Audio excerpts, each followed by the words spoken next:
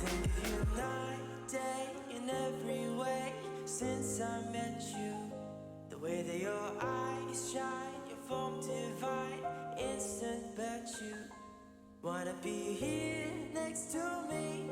There's so much you could see, like that dreams do come true when I right there by you. I think of you.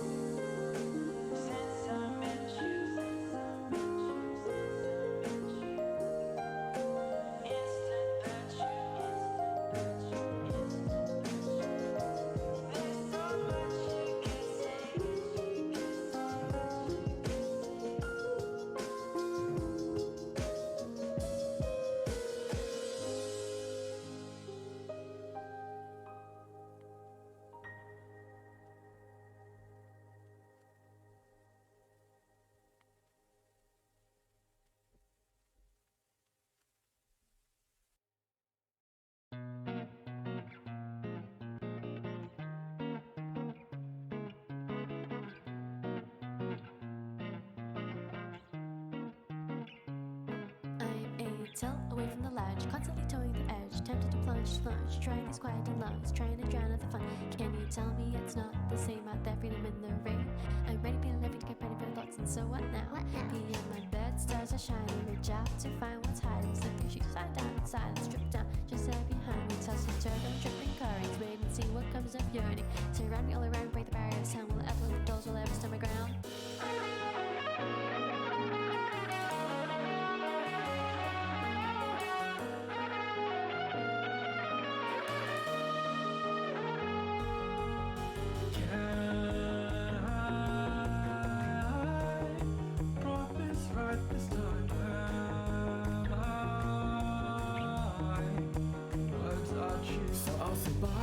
When I don't wanna leave, it is fine, cause darling I have seen these things don't change and you're the same, and this will never be. I'm tired of chasing you and your idea of me. It's not the words you say or the dreams you live, no stress around that, oh you're so full of shit.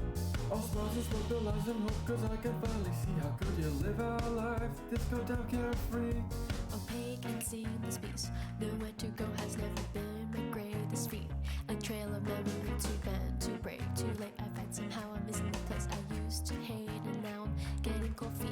I'm failing my way to the ground, will be found, bound and crowned, will be ready to pound, still and drown. Guess you'll find out, but would you even know how? There's intersect all my doubt, to straighten images, walking, scaling, telling and also slowly fade. Let's go!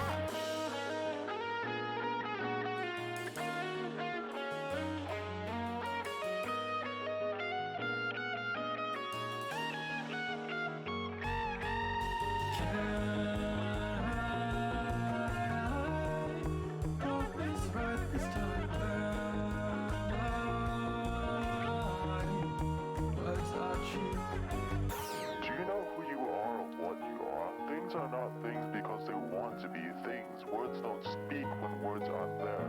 Why am I when you are who you are? So I'll say bye when I don't wanna leave. It is fine, cause darling I have seen these things don't change and you're the same, and this will never be. I'm tired of chasing you and your idea of me. It's not the words you say or the dreams you live, no stress around that, oh you're so full of shit. All smiles and smoke, the lies and hope, cause I can finally see how good you live our life, this go down carefree. Though is it time to stop living a lie? Maybe it's all the same, will I ever know? I'll jump at first and face the road, this is my guarantee. Goodbye to chasing you, my all perfect me. So I'll say bye when I don't wanna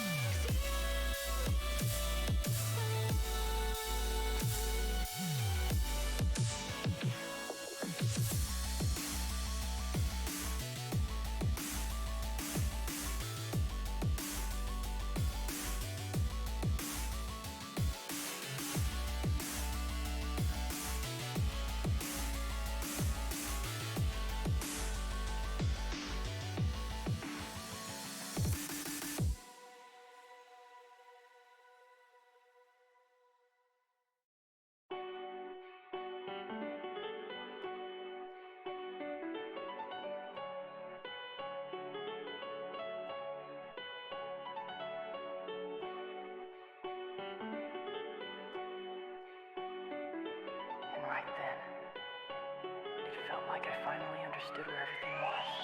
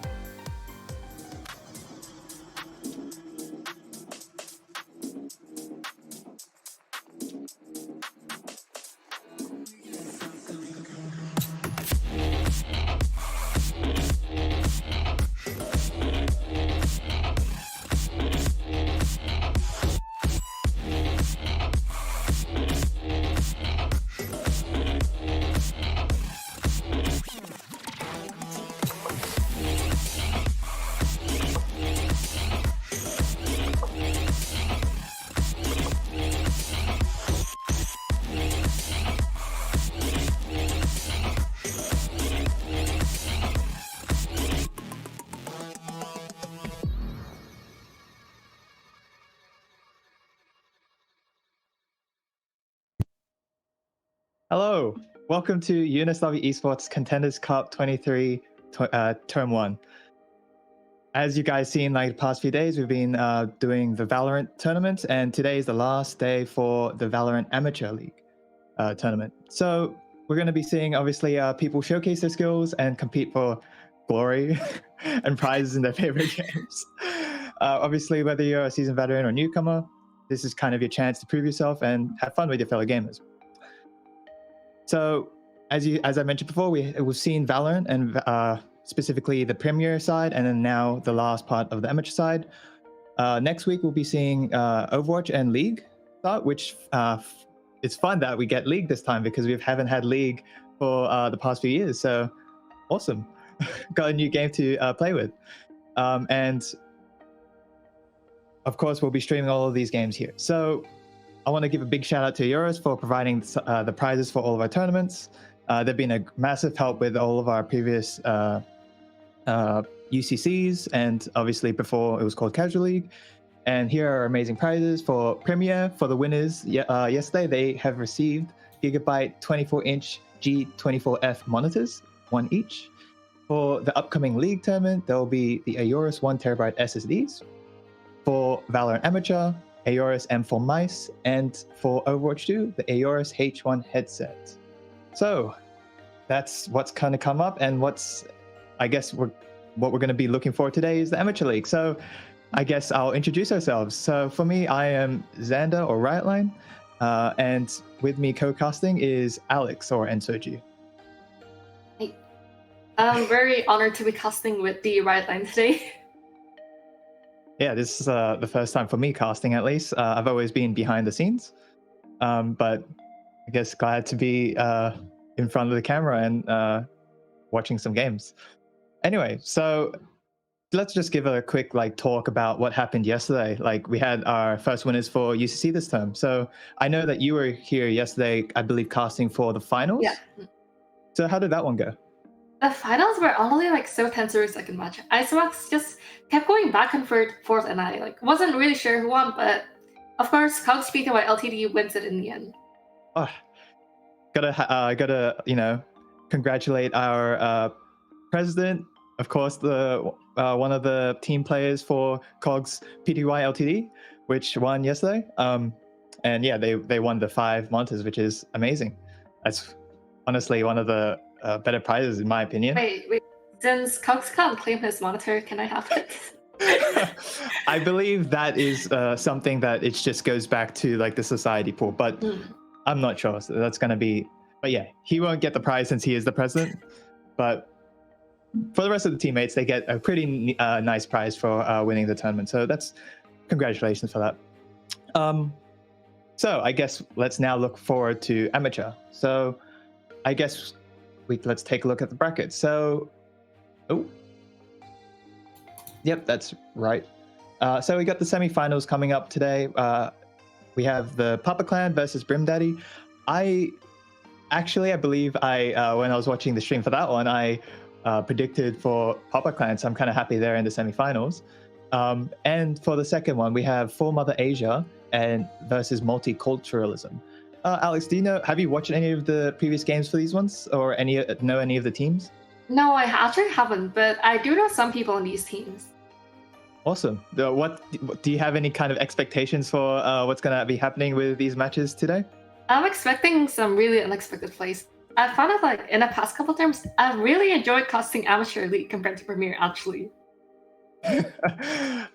Honestly, that's a very interesting opinion, because some of the other players that's casted before, such as our wonderful president Cogs, he said, sometimes it's so different that it's hard to predict what's happening, because the types of strategies that kind of come from amateur are way different compared to what you find in Premier and obviously the higher elo games.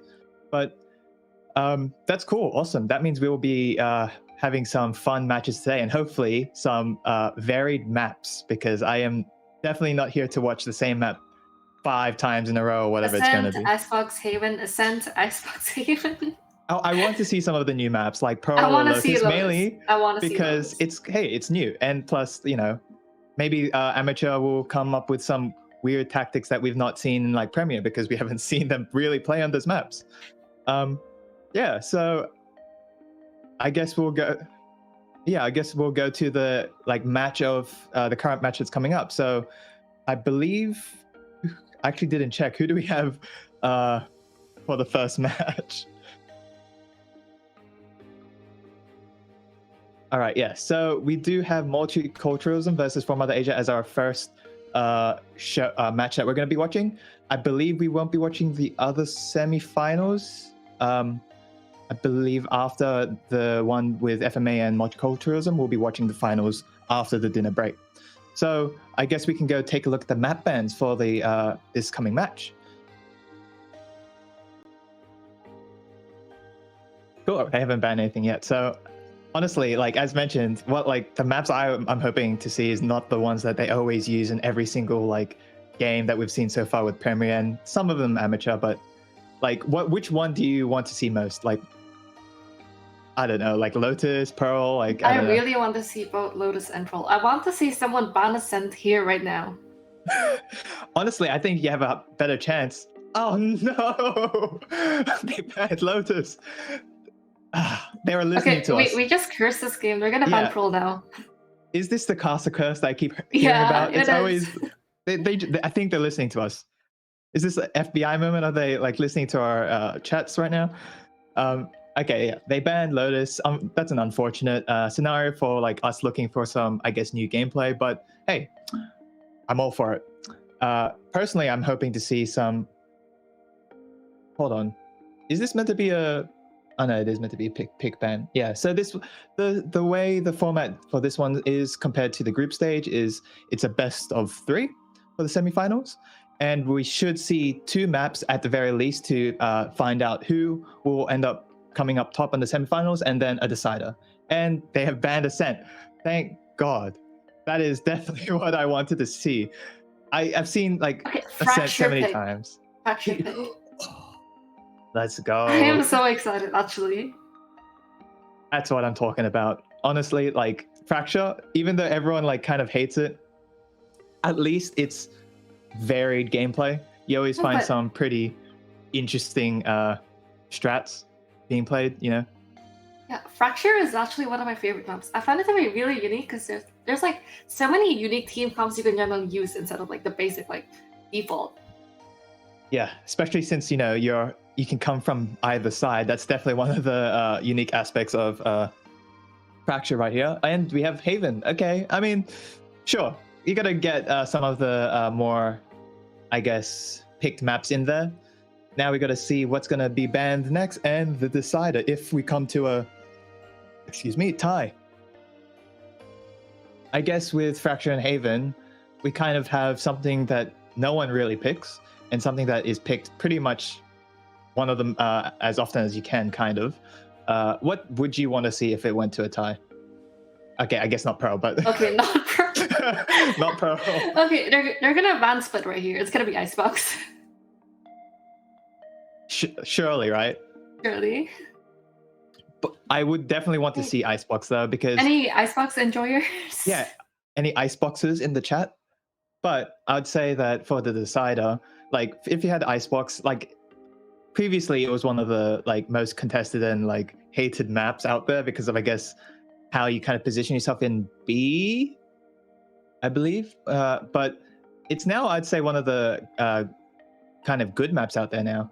So I definitely seen a few of the Icebox plays from Premier. I believe there was a few times they played an Icebox.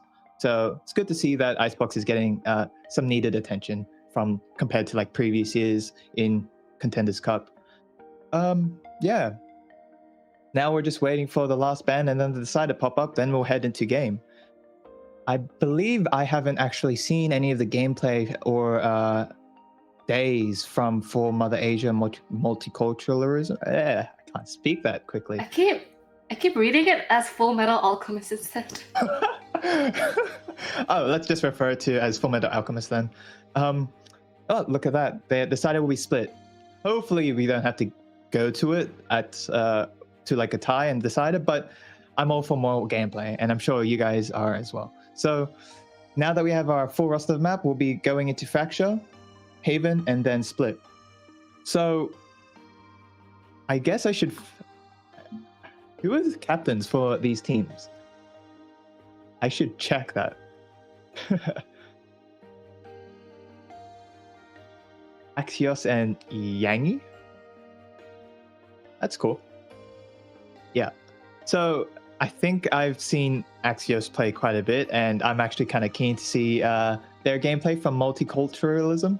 But honestly, since it's the semifinals, it could go either way. So hopefully we get some not one-sided gameplay, but like some decently even matchups. Because I believe in amateur, there are a few people were kind of mentioning that some of those games are a bit one-sided.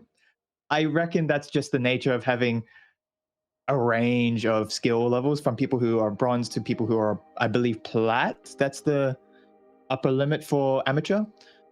And then when you go to Premier, I think it like individual skill matters a bit less, and it's more about the team skill and strategies that are employed. So that's kind of a bit less to do with your individual skills. So yeah, I'm kind of keen to see how a more organized team comp kind of gets played out through the amateur semifinals. Any thoughts on like I guess the upcoming matches, Alex? I have no idea what to expect when it comes to the amateur league. They just manage to surprise me every time, I feel. So like even like these map choices is something I would not have pulled out at all. Like I was not expecting Split to actually pick, so I'm very excited to like possibly see a map I haven't visited in like I don't know how many months. I mean, that's fair. I'd say like some of these maps, especially the ones that usually you'd see in like more competitive environments, you just see that all the time, and you never get to see any of the other maps that are just kind of interesting to play in, especially when you're like you play it every so often in like just a normal unranked or comp like that. Definitely would have loved to see, as I said, Lotus and Pearl, but what can you do? Hopefully it comes to the finals. That's what I'm looking for, because that's going to be the most like head-to-head battle that we'll see. So I guess now we're just going to be waiting for the game to get ready. I believe they're starting to go into the lobby and just basically planning out everything else. Once again, I'd like to thank Aoris for helping us run this Contenders Cup with some wonderful prizes. And as mentioned before, we'll be getting these amateur winners. I already forgot the prize. What was the prize again? I believe it was a. It was mice for the amateur mice. league. Yeah, that's right. It was mice. I believe beforehand, before these prizes were announced, it was Nitro. Discord so Nitro. It's a kind of in terms of value, definitely a big step up. So definitely thank Aoris for that. Yeah, awesome. Just gotta wait for these people to fill into the game, and we'll get through. So I guess I want to talk about what's going to be coming up in the future. So like personally, I'm a fan of Overwatch. I would cast for Overwatch, but I'm still like, just like Valorant, I'm not very knowledgeable about it, so I can't really speak to the more like the analyzing of the gameplay and the mechanics. But like, are you a fan of like the upcoming games that are coming, like League and Overwatch and all that? I am the biggest hater of League who ever exists, probably. I feel like that's everyone as well. I don't understand the value in this game. Like, I've played League a total of 3 times, and I've been flamed 2 out of those 3 times. Oh. I don't know what is it with like League players about being toxic, but I do enjoy watching it. That's about it. I feel like that's I don't want to say this like as a complete truth, but maybe it's something to do with just all of Riot Games being very competitive. Like you've definitely seen my fair share of toxicity in Valorant, but to be fair, any I guess competitive-esque game will always have some toxicity. Like definitely in Overwatch, I've seen the same thing, but maybe not as much hate as you like League gets publicly. League gets so much flack, so you know. Definitely, I definitely won't be playing League anytime soon. Sorry, any League lovers or haters or both. I don't know. No matter how much I hate the game, though, it still like really impresses me when like a team has a really good jungle carry. That's fair. I mean, hey, like honestly, like anytime that happens, it's just I don't know. I just find that as like a fluke. You know, you just kind of see like, oh, maybe it's a Smurf, maybe it's someone who just kind of like popped off. Like sometimes I pop up out of nowhere. I'm like, where the hell did I get this power from? Can't I just use this the whole time? Especially in something like Valorant, where I can't hit shots for the life of me. Anyway, so we got our game ready. So I guess we can go in and take a look at the picks for agents. So as soon as we're able to get it up on screen, we'll start getting to game and seeing who are being picked. Awesome, we're going to Fracture. Hell yeah, that's the best map to start with. Yeah, we got some normal picks right here. Got Jets coming in from both teams. Oh, no, I got pranked. Definitely got a Brim on the defender side. What kind of, like, I guess, team comp would you suggest for this kind of map, especially in like this elo? I feel like for this elo, it's mostly about like comfort picks, but I'm not quite sure about the rank of these players because I do see them hovering breach, and that's an agent that requires like lots of coordination. Yes, that makes sense.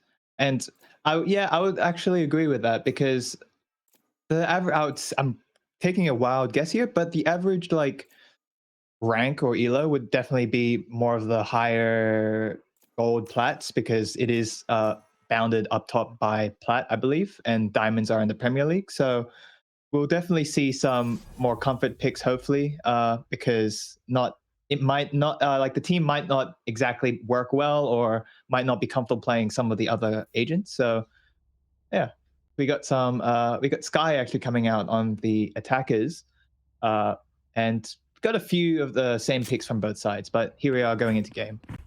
Xander, I'm terrified of the team on the left. They have 3 duelists. Oh my gosh. Oh, I just need to grab, make sure I got the game in full view. Hey. Awesome. Yeah. Jeez. They're going wild on that side.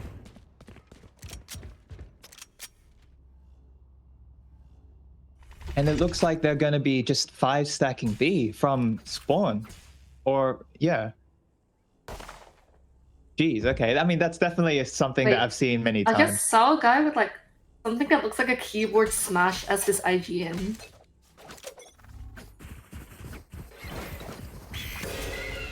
Pop flash coming in for the side of the defenders? No, attackers, sorry. Oh, they're all kind of going up into ropes here. Ooh, a good shot by Clanaris to God King. And they've already taken sight. That was quite quick for the attackers to go all into sight straight away. I feel like it's like kind of a tough situation for Axis here, and yeah, just as I called it.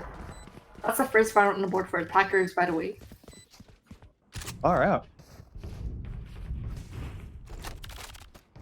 That was a very quick round to start off with. And yeah, we got Biggie Spoof on Jet already getting 2 kills on the scoreboard. And we definitely have some... I'd say that was a really decent use of some of the like smokes there because they already went straight into the site and just took it out. Now they're gonna, it looks like they're gonna 5-stack A this time, potentially trying to catch the other team off guard. Yep, it looks like they're gonna try to employ the same kind of strategy here, trying to just rush in and take as much space as possible. Yeah, as you can see there, you have that like breach shooter coming out of Axios, but unfortunately he does get taken out by a Biggie Spoof. Yeah, like I'm kind of still flabbergasted how quickly they're already taking the space and taking you know, the plant. Oof. That was unlucky from the side of the attackers there. Last player standing. Ooh, and Biggie once again taking out the is that 4 kills? I think so. I'm not certain there, but yeah, got quite a few kills straight away. Already at 5-0 for their KD. Wow, definitely leading the pack here. I feel like this round like just really highlights how like Fracture is sort of an attacker-sided map.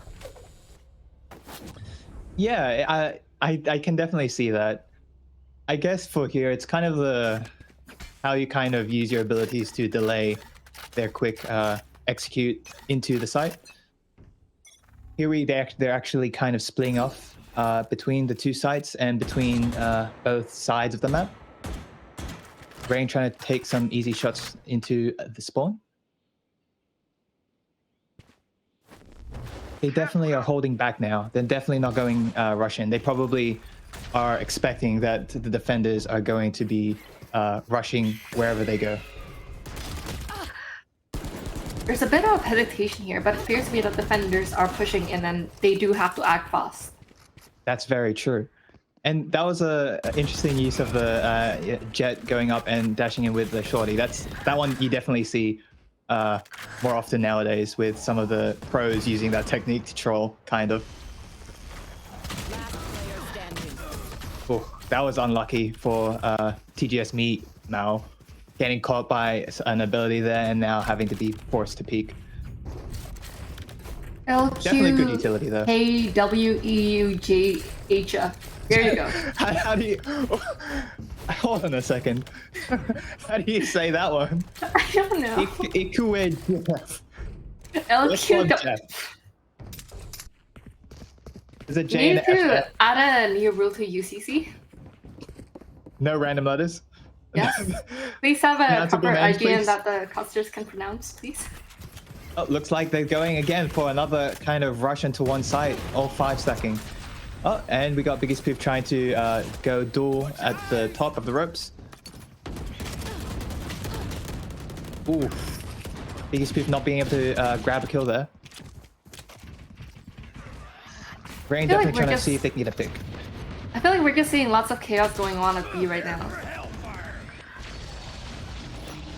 Yeah, definitely. And they already, again, they already have sight. And it's not really, I wouldn't say that it was heavily contested there. Like, I feel like the defenders were kind of pushed back very quickly there. And Kekfo getting the pick on Biggie. I think that was the first death for Biggie there. Now it's just 1v3. And we got 2 on side already and 1 peeking from the spawn. Still blinded there. Oop, and Mimao gets the kill on Kekfo. I'm so surprised that the Brimp's ult didn't manage to find anyone though. Where are we going this time?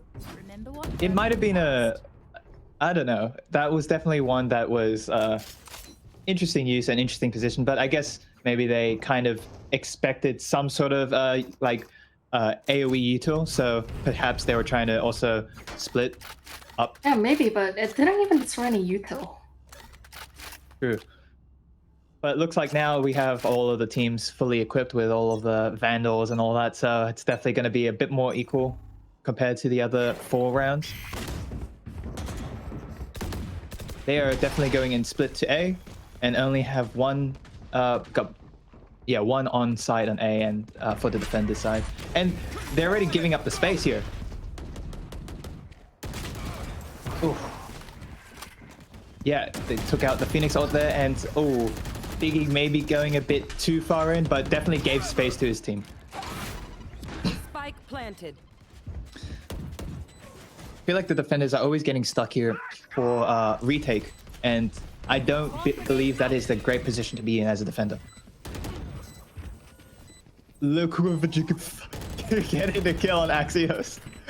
I feel like we need to settle on a way to pronounce his name. Last player Ooh. standing. Quite a few kills going straight out, and looks like the defenders actually get this one. Yeah, definitely need to get a good name for that guy on the other team. Look, I don't know. I'm inclined to call him Jeff because there's a F there and a J. Jeff? So yeah, why not? Jeff is cool. Oh my god. Oh, what? Do you have a better name? Oh, I was gonna call him by like the first 2 characters of his IGN, just LQ. LQ? Yeah, that sounds gamery. Yeah, I guess we have LQ here. Definitely seeing some. Yeah, LQ's definitely been using. He has a very good melee as well. I like that skin. What's that skin called? The gravitational uranium neuroplaster. Yeah, that's definitely cool. Not my style though. I definitely wouldn't get that.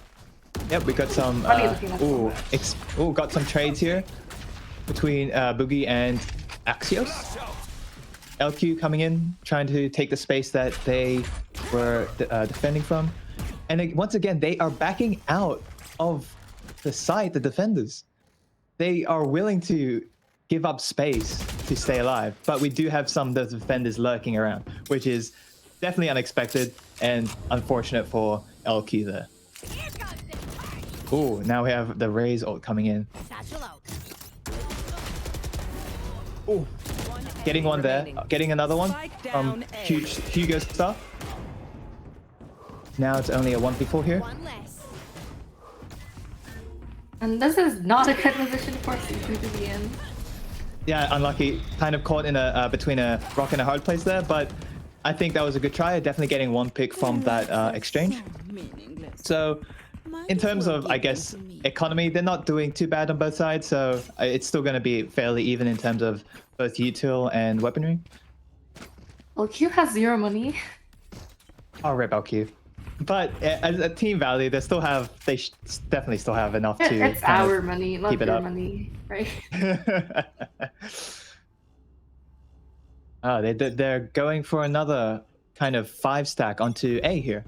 So, and if this is timed well, Raze might be able to get quite a bit of chip damage on there, but I believe that did not get any. Hugo Star and the Brim going on another lurk around to their spawn. Looks like they're anticipating it though. Yeah, you have that kill your third placement, like they'll definitely get caught right away. I've got your train. Yeah, there we go. Now they're all going to try to kill these lurkers as soon as possible. Yep. Unfortunately, they did actually get quite a few of them, and now it's a 2v2 in the end, which is incredibly interesting, but like unfortunate for the attackers, even though they expected 2 lurkers. So now we do have Biggie on still alive, so maybe they can clutch it out with the knives if they use the ult. Spike planted. But now the Rain and the other other defender coming in, they don't see. Good timing. That patience there, making sure that Biggie can get both. Yeah, great ace, an Aorus ace. I like the alliteration there, Auror's ace. Of course, you kind of have to match it up, and matches up great. Maybe we'll get some Aorus ace clips at some point. That would be very cool. Yeah, I don't think they're kind of letting Biggie kind of run free here. Like Biggie's kind of has ult, got an ace just then, and also many different like kills just every round, like 3 kills, 4 kills, and an ace. So. And they are currently being patient and actually staying by A here. But no one is actually defending A, so the rest of them have gone lurking towards B. Bad call. At some point, they'll have to realize and just rotate fast immediately. Indeed. But it... Oh, and there goes the ult deck. Unfortunately, catches no one. Only now do the defenders start rotating. I believe that, I would say that is already too late to notice that they aren't in B. Axios got some immediately Mewtwo coming out for Axios. Jackass. That's an unfortunate ultimate coming from the defending Brim. No charges left. Oh, we got Rain coming in, trying to see where they are, and I believe he doesn't see him on sight. Oh, Biggie Spoof getting one through the smoke. LQ getting another one from the smoke, it appears. Unless that was the Rays coming from behind. Ooh, that's unlucky for Biggie Spoof there. But in the end, they still were able to get the win from the spike. I feel like the lockdown was put to really good use last round. Like everyone was pretty much cornered to its mate and just like pop the lockdown, and that just clutched it up for them.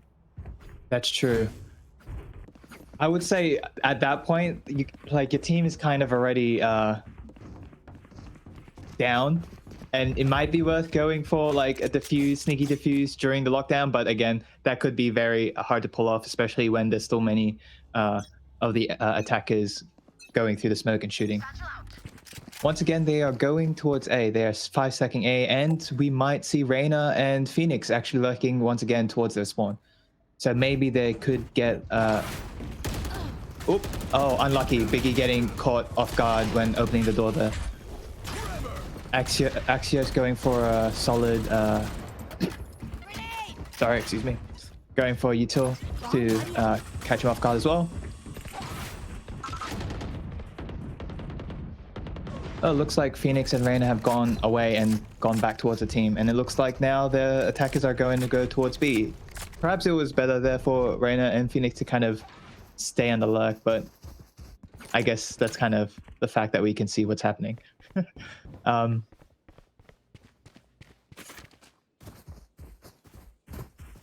Yep, they're slowly approaching site, but now Phoenix is actually watching the main here. He's about to run to 4 people though, so I'm not sure how much he'll be able to catch. That's true.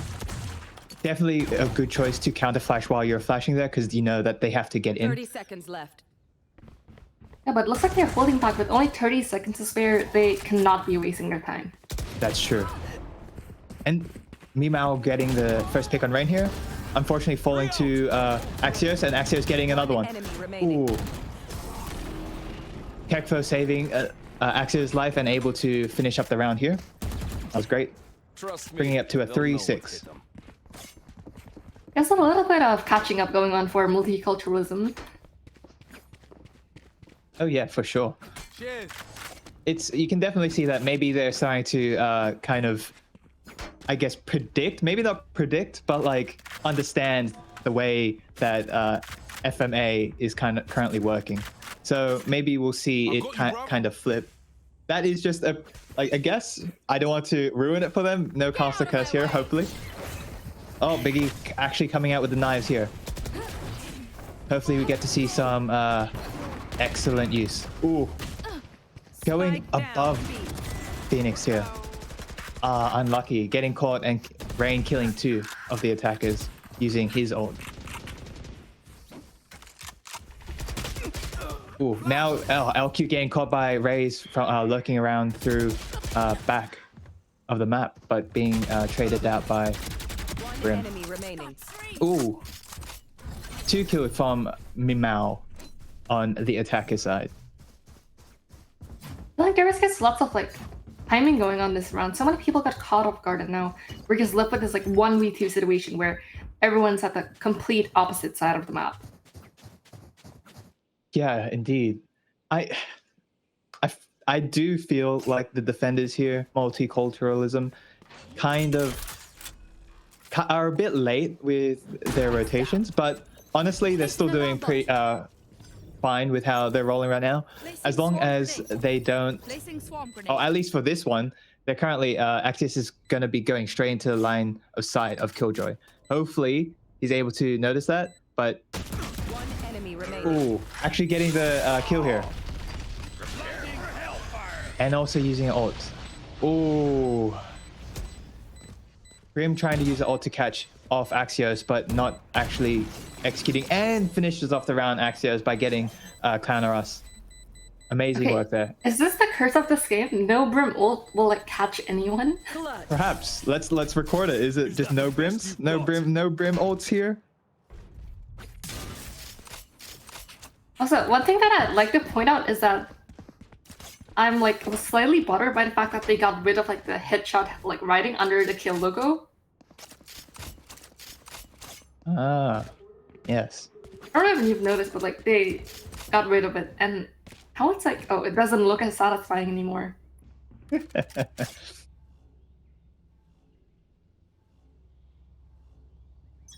Looks like their attackers currently hesitant, but now are planning to go B.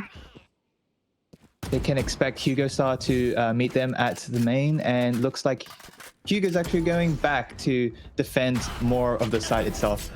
Ooh, God King getting 1 kill from the launcher there. Nice.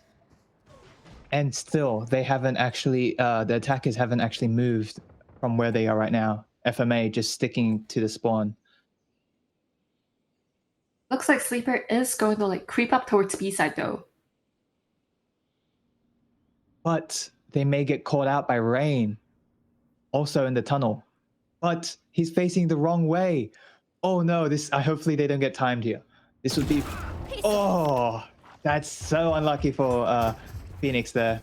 Rain was not expecting them to be just still at that side of the map. And it looks like they are going to take the chance to rotate to A, possibly understanding that they were going to go towards their defenders towards the Phoenix. But they did hear them rotate, so it looks like they're able to have a bit of control of the entrance to A. Sky using the dog to catch out anyone that's currently in the spawn. They may not realize that Clown are also on the side there. If they swing and they don't... Ooh. I've got your trail. Yeah, Seeker's out as well. Go get him. The 2v3 coming in here. God King and Kirkfo trying to find where everyone is. Ooh, the trades are coming in and out. And the attackers have won here a bit. Plus they had a 3v2 and Clown's on 5 HP. That extra person definitely helped them win that one. If that was a 2v2, it would have most likely gone towards the side of defenders there. But who knows? Okay, Yeah, do you want to make your bet now? 4-8 or 5-7? Need a drop. I'm gonna go 5-7. I'm gonna go for the multiculturalism on this one. I'm gonna guess 4-8 then. Well, let's see. Hugo Star checking out, see if there's anyone on the side. Just misses. Oh, Killjoy unfortunately meets the demise there. And it looks like they are currently splitting on the other side of the map between A and B. Ooh. Again, unlucky. Hugo also getting the kill on Biggie. That leaves the other three still waiting closer towards the spawn area on the other side of the map. Yeah, it looks like Hugo so far is able to get quite a lot of value out of his Emperors, but it looks like it might run out unless he does run into someone. Yeah. Ooh, good blind on like 2 of 3 of the attackers there. LQ getting the pick on Kekfo there. That's a bit unfortunate, but at least they are able to trade some of the kills back. Now it's a 4v2 from multiculturalism versus FMA. Ooh, Clowns are grabbing a kill on Axios. I believe that was on the wire going across the map. One enemy remaining. Ooh, Hugo down, getting 30 the seconds third left. kill, but LQ training it back. But it is still a 2v1. And he's on 7 HP. Will he be able to clutch and grab some one-taps here? I don't know why, but this feels so tense right now. It is. Oh, ouch, that has to hurt. Getting it through the box. Collat. But hey, got the 5-7. Alright, let's that's get what I being call right for once. Predictions. If I predicted on, if that was like a Twitch prediction, I would be so happy getting probably a 3x amount of points, just like I did when I voted against Cogs. I'm sorry, Cogs. Oh my god. How dare you. We just saw the scoreboard there. Biggie's still going out, coming up for the side of the attackers. No, defenders now. And now we have FMA defending. Yes, that's correct. Just got to double check that. And now we'll see that they are also 5 stacking into A, just like the other team did when they first started out. Multiculturalism does have the pre-duelist prompt though, so I think they should be able to get lots of value out of the like aggressive That's neutral true. coming onto the side. And we got a kill there for Biggie onto Rain there. Great first kill. But now the whole team, the whole FMA is now on site or near site, waiting to retake. Healing over here. Ooh, good kill from Hugo on top, but now Kekfo just traded that one onto LQ. No break yet. Ooh, they're blinded and they're just going in. But Raze doesn't get extra kills there while they were blinded, and now they got the diffuser. That was unfortunate. Don't even start that To me, it looks like that multiculturalism is definitely able to like entry on the site, but holding it is a different problem. Yes, I would say so as well. I think perhaps they are not very well equipped to do things like defense, because they seem like, just like previously, they seem to have moved away from defending a site when FMA was going in from the previous half. And this time around, when they're trying to attack and then they plant the spike, they still can't keep the defense up. So maybe that is a point that they need to discuss. But now we're entering the next map and the next round, and we have kind of a split and a lurk towards A. And they're actually going to try go for B. But they left the spike out the other side of the map. So perhaps they'll kind of juggle the decision between either A or B. Slowly Looking at walking the side. it's a slight lean towards B though. Yes, for sure. Ooh, half of the health from Reyna taken out by Killjoy's Molly there. And still hasn't got any kills, so can't regenerate any of that health. Spike dropped. Ooh, perhaps they are deciding to actually go towards A. And we still have Hugo and Phoenix, Reyna and Phoenix, currently at B, kind of trying to lurk around and get any picks here, while the rest of the team kind of just lurking, just waiting at the entrance to A. I feel like multiculturalism has been all over the map this round. Yeah, they've definitely been more free to lurk. But that few shots definitely called the rotate from some of the members. But now they realize that, oh, they're very undecided. But now they hear the plant, and now it's most definitely A. And now they're going to be rotating. And they got the kills off of the two lurkers here. Ooh. Sky and... sorry, LQ. Keep looking at the name. Biggie? Oh, that was so close. Unfortunate, no knife kill there. That would have been cool. But definitely something to... Definitely not something to write home about, but very funny to watch. Defenders actually got that one and did defuse the spike. And now it's a 5-9. Okay, I know Trevor is making a montage for like all the sick clips, but I think we should also have a montage for all the fails and whiffs. Oh, a fails and those are always funny to watch. I'm not a TikTok person. I watch more of the YouTube shorts, and I've seen so many like of those what the hell Valorant moments where it's just like you're lurking behind someone and then they just turn around. Oh, those ones are so hard to watch, but are funny. Yeah, exactly. It's so entertaining. Looks like we have the attackers coming in onto B this time on both sides. God King grabbing a kill onto Brim onto off of FMA there.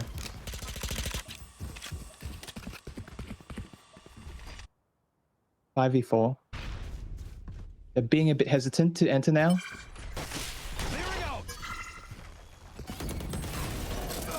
Sleeper only catching up to his team now, though. That is something I would like to point out if you look at the minimap. That's true. Ooh, that's so unfortunate for Biggie, especially with the ult just coming out there. LQ currently inside the smoke there and trying to use some of the utility. Ooh, definitely got a flash there, but now you got Sky on point onto the plant site, and the other two are currently holding.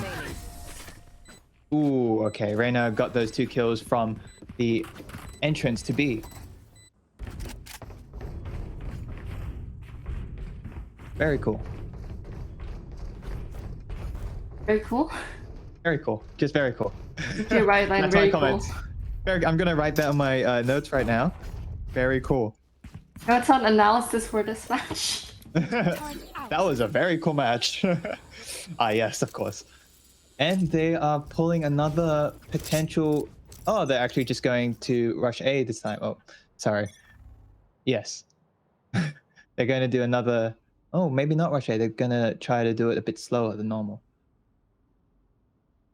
Walking onto side here. Just trying to be careful not to raise any alarms. They do have Biggie too. Oh, and they have the Bucky here. This could... Oh, no, he just met all 5 of the attackers there. That's unfortunate for Biggie. And now we have the Raid's ult coming in to try to secure the point to ensure no one else comes in. Spike planted. Sky currently sitting up onto the ledge there, waiting to see any lurkers, but there will be none. Oh. Axios potentially whiffing the jump, maybe? This positioning of sleepers. Oh, Time. I was gonna say I was a bit hesitant about it, but now yes, because Seeker's out and able to catch the attackers off guard. God King grabbing kill. Oh, they're using the Prim ult right now. And he still doesn't get anyone. Oh, right now at 2 HP here. Can they keep the bomb from being defused here? Last player standing. Oh, and they're still holding it, and they got it. And Reyna is still alive. Reyna is saving what little health and weaponry that they have. Decent call, but unfortunately they did lose that round. Now it's a 6-10 towards the side of FMA. Oh, a bit confused there. On stream we have blue on red and red on blue.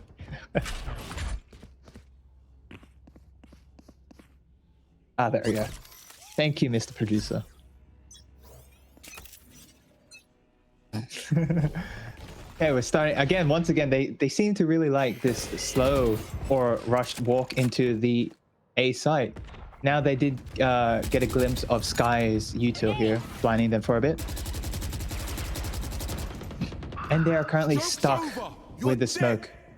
But Hugo did get a kill onto Clown Aras. Biggie grabbing a trade to Kekfo, but Rain grabbing kill on the Sky that was on point. Ooh. LQ grabbing the kill on Hugo, but that was an unfortunate shorty scenario with Biggie. I don't think the shorty was a move right there. I'm a fan of shorty, but sometimes you have to think about what scenario you're using it in. Looking at that tricky bird attackers now, but One enemy remaining. it seems like they were able to get the spike planted, now turning into a 1v1. Careful now. Attack is winning that one. Excuse me. Twitchy here. Rain grabbing the last kill there. And now we have a 7-10. It's pretty, I'd say it's pretty even. It's definitely slightly skewed towards FMA here. And it's definitely something that is very interesting to watch because we have two different kind of, I guess, outlooks and strategies for each team. Because I believe one kind of stronger on the attack, one stronger on the defense. And we can definitely tell that for multiculturalism, they might be better on the attack, but they definitely can't defend when they're planting. At least not as often, unless I'm getting this wrong.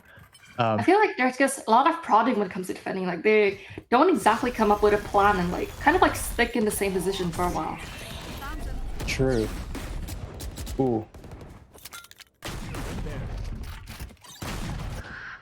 Oh, Biggie actually getting some shorty action right here. Ooh, that was an interesting choice there, but unfortunately got picked out by Kekfo. Spike planted. Spike has now been planted, and now the defenders on FMA having to retake the point. Rain getting blinded here and disoriented, and blind once again, but getting the kill onto Sky. Oh, that was a bit of a whiff there. Enemy remaining. God King grabbing one onto Mimao, and now it's a 3v1, and the attackers have gotten that one with the last kill from Rain. I feel like it's getting definitely more even. Yeah, again, I reckon multiculturalism definitely having to kind of adapt and figure out what's happening and how they can kind of move past the fact that the other team got quite a bit of a head start for the first few games there. And now they are definitely catching up. It's a 2-point difference, 2-round difference now. And it's definitely achievable. It's definitely not like a 9-3 curse or anything like that, but it's definitely something to kind of have hope in.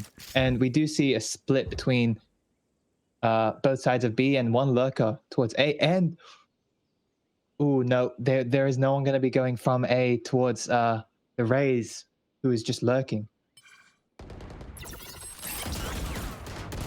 now they've been alerted that there are people going into B, and you can see almost all of the entire team is on that side where the Killjoy bot detected them. Yo, look at those smokes though, how they're arranged. It's very interesting use of all of the smokes, potentially a waste of them, because that's hey, Oh my, it finally we got happened. it. Let's go. 2 kills. Player standing. And now follow up for Brim getting a 3. Okay, pop off. LQ getting the last kill on Rain, but that was a really good ult from Brim right there. Definitely grabbing 2 and saving that round and making more space between multiculturalism and FMA with 3 points difference now, 8-11. Placing sentry. Oh, I'm looking see- forward to like some use of this Killjoy lockdown though, potentially this round. That's true. We do have Killjoy's ult, and the only one currently available for the defenders. I would definitely like to see either a retake or denying entry into a site with Killjoy's ult. Yeah, as you can see, like Killjoy has all of her usual map up, but it's because the lurking Reyna inside, unfortunately, everyone's headed over towards A. Oh, Biggie grabbing 2 kills onto Axios, and I can't see. I can't see my eyes. Anyway, LQ grabbing a kill onto God King there, making a lot of space and taking the spike. Now the other remaining. 2. Oh nope, other 1 has to find out how to clutch this up. Biggie grabbing the kill on the Reyna there. Now it's just Rain. Flawless. And that was a flawless Clown RS grabbing the kill on Rain on A side, expecting someone lurking. Match point. Now it's a match point, 8-12. Okay, hear me What will out. we see? If we have an Aurus Ace, what do we call our thrifty rounds and like flawless clutch? AR is 50. Nah, honestly, I think the ace is the best part, and you get that Yeah. AA, you get that is it alliteration? I forgot. I'm not very English. Yeah, it is. Yeah. So yeah, I think AR's ace is definitely a good one to use. It's up to you. I don't think it's an official we thing. need more sponsors. Ooh, that was a very aggressive push. 2 aggressive. Oh my goodness, 2 aggressive push there. And if God King got that out any earlier, maybe gotten 3 kills, that would have been cool to see. LQ getting traded by trading out Rain. Now it's a 3v3. Man, that was a really aggressive push from the defenders, and they were sorely defeated there and caught off guard by. Ooh, was that through Spike smoke? down B. Okay, LQ pop off. Yeah, surely. I would like to see pop off and get an ace, maybe. Maybe. Right? Can we grab a Aorus ace, please? LQ, you got this. Oh, now the Killjoy ult is coming in. 1 enemy remaining. Ooh, is this the end? Oh, he was And robbed. it is. Defenders win. So I got Robbed of the robbed. ace. That was so unfortunate, but that was an 8-13, winning the first map, FMA, on Fracture. That was a brilliant kind of first match to start off the day. And we can see the scoreboard here. Biggie definitely having a lot more impact on the combat, as well as God King there. And I believe we will definitely see this kind of go on for the further like games and all that. So I guess now we have to we can expect some good I guess matchups on Haven. Not a bit more of a classic there, and something to kind of pay attention to, especially with the maybe we'll see like lineups or something like that. Oh, my light. Maybe we'll see some lineups. I'm not sure, and hopefully we get to see some more. I guess I don't know. I want to see more like aces here, because there's so many opportunities for aces in the previous one. They're so close, and just like that last like trade that was very robbed, but it is what it is. That can happen. What are your thoughts on that match? That match was honestly so up and down constantly. I really thought that like there was a point where like they would catch up, but they just kept winning round upon round, and now we just have FMA as the winner of the first match. Yes, very true. Yeah. I mean, we still have more to see. They could flip it. I hope that maybe that now that multiculturalism It's still hard for me to say the team name for some reason. Hopefully they're able to get what they found out and adapted to in the first map and use it on this next map, because it's definitely going to be useful. And I believe that's where they kind of fell short, was the first few rounds, because that was where there were kind of a big difference. I think it was 4 or 5 maps difference at that point in time. Round difference. So hopefully we get to see some good, like, I guess, adaptation happening at that point. So our next map will be coming soon, so we'll take a quick ad break and we'll be right back.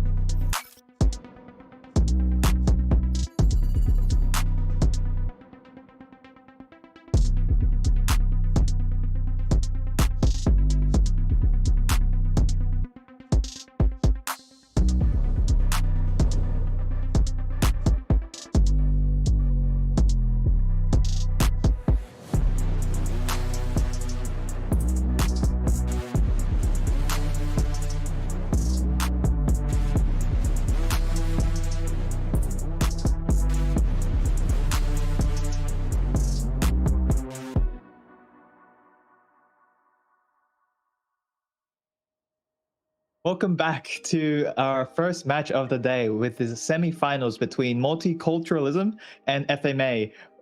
I think we joked about it before. Like it kind of looks like Full Metal Alchemist. So, but It they're does. actually. I keep reading it like that.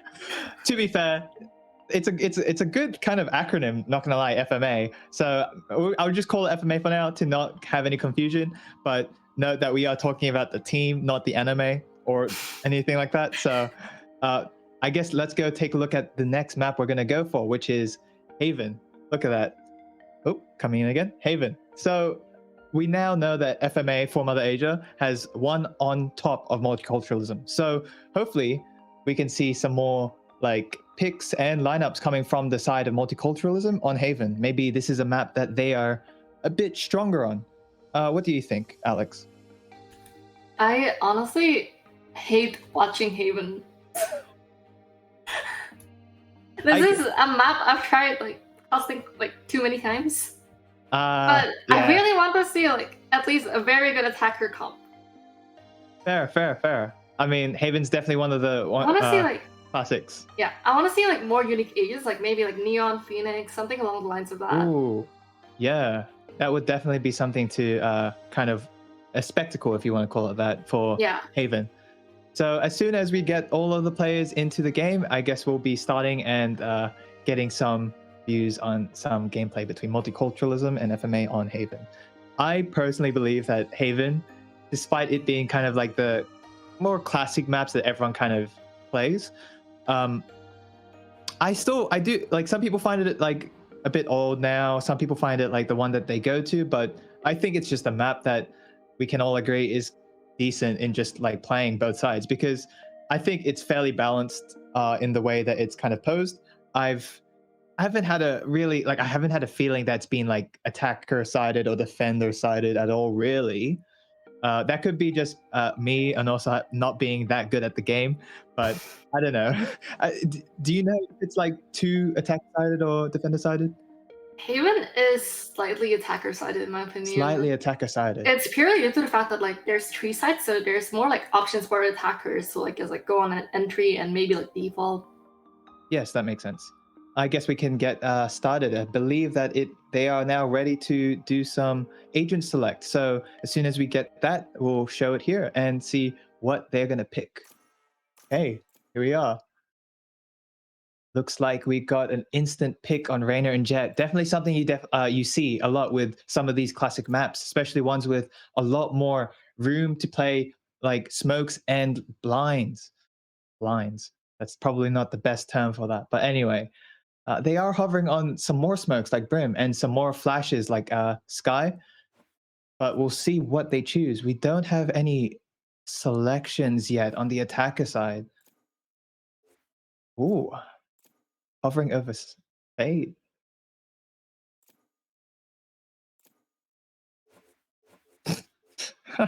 Okay, apparently we might have gotten the wrong sides for the start of the match. Apparently we were meant to have the attackers on defense and the defense on attack. So we'll just quickly get that fixed up. So that will just take a little while, and we'll see how this map goes forward. Like, I guess we can talk about Haven again. Like, you were saying that it's slightly attacker sided, Yes. and you have the 3 points. Could you say that you still have a lot more like room to play with as defender, because you have a lot more kind of ways to get around with, like, from C to A to B, B to C type of thing. You have a lot more like ways. It's not like some of the other maps where you kind of have this way, or you know, you can kind of just fight in one choke type of thing, where here you do have a couple choices of getting to, like, let's say B. You have kind of 3 ways. You can go through defender spawn between C and B, or A and B, and then through attacker spawn, or I believe you can go just wrap around through defender spawn and get to B via A or C. So you kind of have a lot more choice with defenders, but obviously that would take more time. So I can see what it means by it's getting like attacker sided, but Yeah, I'd consider it pretty even, and maybe that's why it's a popular choice for a map. I don't know. I still feel like for defenders, it's pretty hard because even if you're like trying to rotate for like a lurk, like sort of like Ruth, they will anticipate you somehow. That's the whole point of like having a sentinel that is not Sage. That's true, and honestly, we'll see how it's going to pan out. And maybe, yep, look at that. The attackers have actually chosen the Sage here. Rain going for the Sage, so we'll definitely see some walls coming in and blocking some of those entrances into some of the plant sites. We do once again have some. We got the Jets coming in. Biggie Spoof probably going to pick Jet once again, and God King actually going against Biggie with a Jet pick. Okay, interestingly though, guys. I kind of disagree with like the idea of playing a Sage on Haven. I'm really not a big fan of it. I would say that like Killjoy is probably the best option. Huh.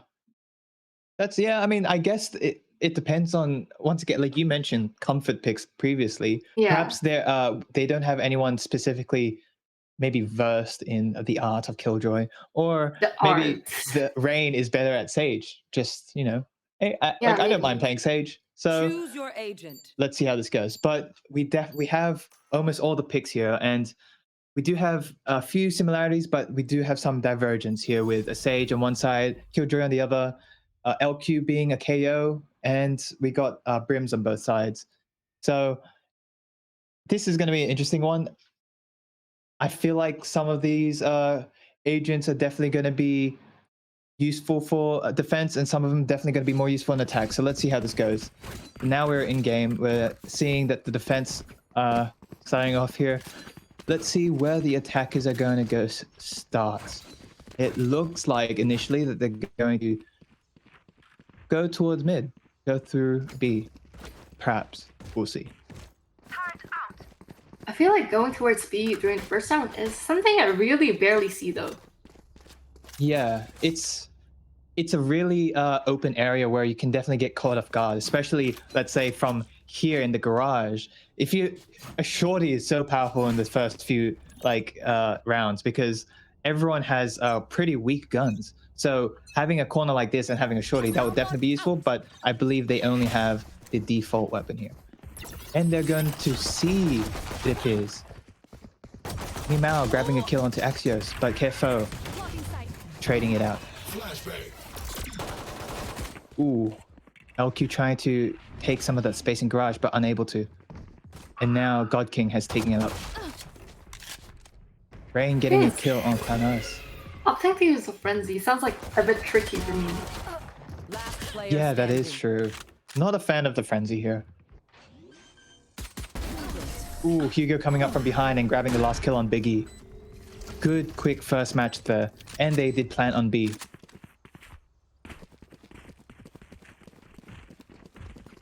It does appear that multiculturalism are actually grabbing a nice first round to kind of boost their morale here. And that is good.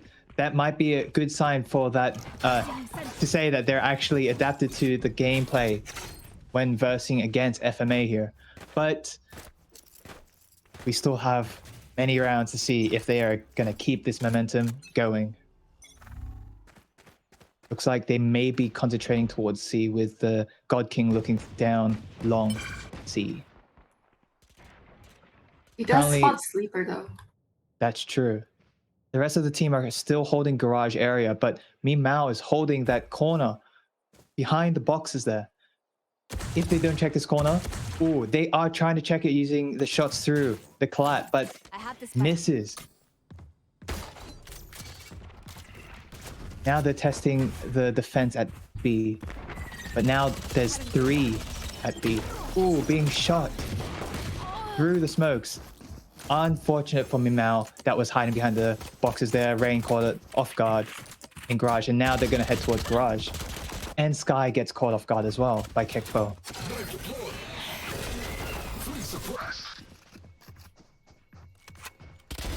Yikes. 3 agent suppress, and they manages to catch Axios off guard right there, but it's now a 3v3, but I'm not really sure how much value it can get of KO in this round. True.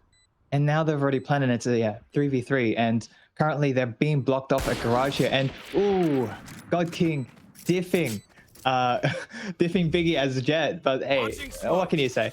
I guess that's how it is. And now they're gonna go through towards the spawn side of C. Enemy remaining. And Rain grabs a nice headshot on Clown Ross. Now LQ only has one chance from long, and they will definitely a float to check, and God King grabs the kill through smoke there. To be fair, LQ had 22 HP, but still grabbed the win for the side of multiculturalism. We definitely killed them.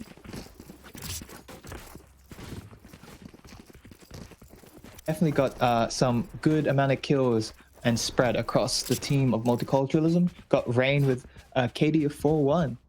Very nice. And now they have a 2-point difference on the scoreboard against FMA. 0-2. It looks like they may be trying the same composition here and same strategy of going towards mid and testing garage to see if they're able to get through. Me Mao as Killjoy backing out there, knowing that they may get caught off guard like the previous times. Found them. I feel like Mima's like defensive garage is a bit aggressive though for Killjoy. That's true. You would normally expect Killjoy to hang a bit behind their her own defenses. Ooh, Rain grabbing a nice shot again. Good swing from Rain. Axios grabbing a kill on LQ. Delaying the Sky from coming in. Ooh. That was an interesting fight right there. They were kind of just all grouped up inside the jet smoke. I don't think there's a way for God King to get out of this right now. No. Definitely would have to clutch this by grabbing both kills here. There is no other way. 30 seconds left. I just thought it's the right thread. I'm not sure know if that's gonna do anything. God King's in mid.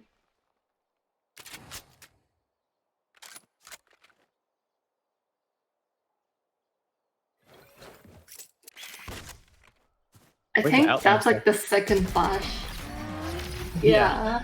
Sky definitely used both flashes, but that did help delay Jet from coming in and actually trying to grab the spike. Now it's getting closer, a 1-2. Hopefully that doesn't discourage multiculturalism from getting some more points on the board to grab the map win, but who knows? Maybe now the side of FMA is kind of understanding and learning what the tactics and strategies that multiculturalism are putting in place. So let's see what's going to happen now. And it looks like they're going to go towards A for the first time here. And 5-stacking it, going towards sewers. Will they expect one in the corner? Ooh. Missing that dog just for a few seconds and was able to get a kill, but Sky traded it back out. Now they're planning on default. Ooh, grabbing the one that was under. One good thing I will note about this game though is that these guys actually trade for each other constantly. Yes. The trading parts are very... I'm actually appreciating that they are trading pretty often here. One enemy remaining. And there was another trade, both swinging at the same time, which was a good move there to allow Mimao to get a solid defuse and a team ace. Amazing. That was a good team effort right there to grab that defuse. And now we're on a 2-2. Nice and even. Again, once again, I hopefully this doesn't discourage multiculturalism from actually keeping that momentum going and keeping some of their wins that they got from the first 2 rounds. Looks like they're opting for more of like a spread out attack this time. And of course, we do see a Jet lurking up the C. And there's no one else currently on the C side. Oh, they're actually going back. They do believe that there might be a push towards C, but the spike is currently in the mid near spawn, so they don't have a specific location they're trying to plant here. They're currently prodding and testing where they can kind of go in. And it looks like they've kind of given up on C, but they're looking to see if B or maybe A is possible. I also like Guy to point has- out that Hugo popped his Empress, but right now it's just like a massive rotate, and it looks like he won't be able to get a lot of value out of it, seeing as their team has opted for the rotate towards B side. I see, yes. I've got your trail. Good knife there from God King. Dipping out Biggie, Jet. I wonder if we will see Killjoy use the lockdown here. Still have the knives from Jet. Might see that happen if the timing's correct. Ooh, yeah, there we go. Mimao was able to get rid of God King from that back side of B, and now they're pushing in to retake the bomb, and now it's just Sage left in the smoke. Ooh, grabbing it off the corner there. Oh, that's Grabbing spray. 2 kills through the smoke. The team helping, pointing out where the bomb is. Oh no, she's wasting time. Oh no, time wasted there. Trying to pick up another gun.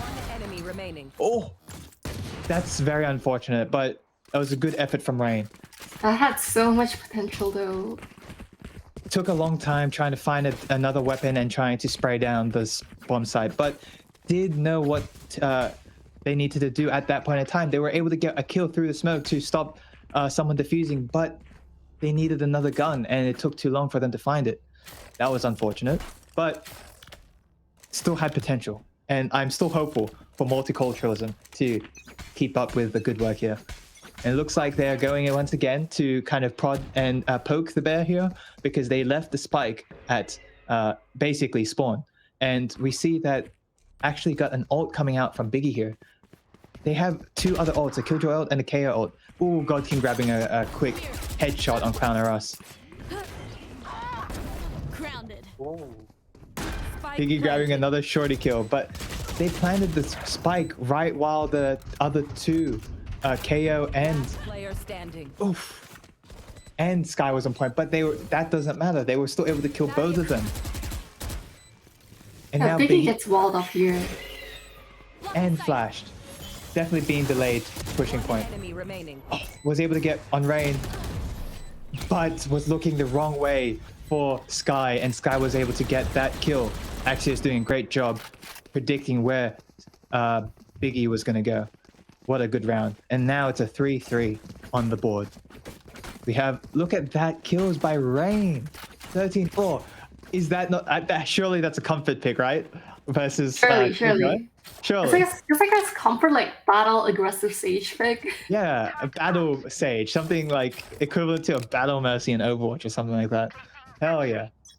It's definitely good to see. Yeah. That's a thing. Yeah, it is. You just fight with the pistol, even though it's weak as hell. Oh my god. KO grabbing 2 people there, knowing that it might be C, but it's potentially a lurk here.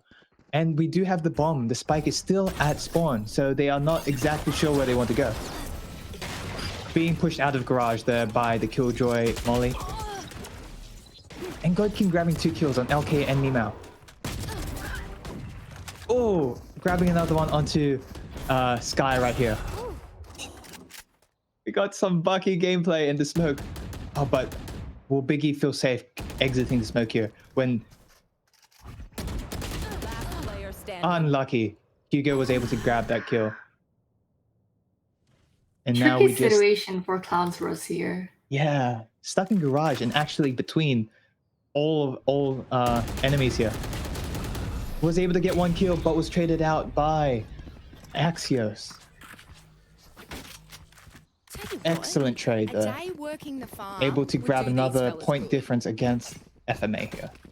It's a lot more equal this time around. Wouldn't you say? Yeah, I would say so, which quite surprises me because I was expecting this to be like much more attacker-sided, but it is a pleasant surprise. Yes, for sure. We definitely see that in terms of some KDs, we do have someone, which is Rain, with a lot greater KD, but it's definitely showing that it's more of a teamwork on both sides, because we do have great communication, it seems, because a lot of the rotations coming from FMA are quite quick. Ooh, that's unlucky for God King being caught out by the old Brim ult there, and then also getting a kill on Sky. Now it's a 3v5. Ooh, sorry, it's now a 4v2 here. Getting caught out by Kekfo and Rain onto Sky and Brim. LQ grabbing a kill on Kekfo. Now it's a 1v1, and LQ clutches it out with a kill onto Rain. Nice. Very quick round, very quick execute, and good defense on the side of FMA on A. I feel like FMA, like holding two initiators, definitely like makes up for the fact that the map is tiger sided. Like they're definitely able to like hold off more sites and like cover a lot of the map. Yeah, that's very true, and it could be, depending on the scenario, it could be detrimental, but Keep it cool. honestly, That's how I you believe they're survive. doing a good job actually holding until they're able to get support. Ooh, we have some ops coming in this time around from the side of Biggie, but was killed using a Marshall. And now they know that there isn't as much of an opposition on C, so they rush in. A frenzy kill from Mimao, but was traded back by Kefo. LQ trying to grab the kill onto Jet, but was unable to, and now the defenders win. 4 still alive. And now it's back to the side of multiculturalism.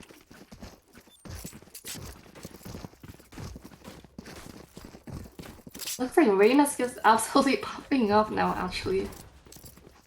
Real. Like, that's like double the second frag on your team. Sometimes that's how it is, but it's still a pretty close match right now. Yeah.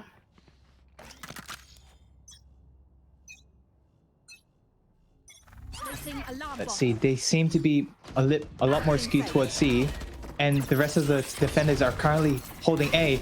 Depending on how quick they get onto site, maybe they are able to secure it before the other defenders are able to meet up with them. But it doesn't look like... Ooh, Rain grabbing 2 kills. Able to secure site, but they're currently in a scrim at Garage. Biggie grabbing a kill there with the shorty. And God King actually getting a Collat headshot. Biggie grabbing a 3rd kill. Now. Yeah. Surely an ace, right? An Aorus ace? Maybe. We'll see. Maybe we won't see a kill steal happening here, but... He seems to be playing it out really patient and facing... Ooh. Oh, this is tricky. But the thing is, I reckon they'll expect Biggie on the right. Oh, please! No! Oh, patience? Oh, no! Oh, another robbed A. No way! There was a thrifty though, and it looks like those. Looks like they might be bantering and saying, "Why'd you steal the kill?"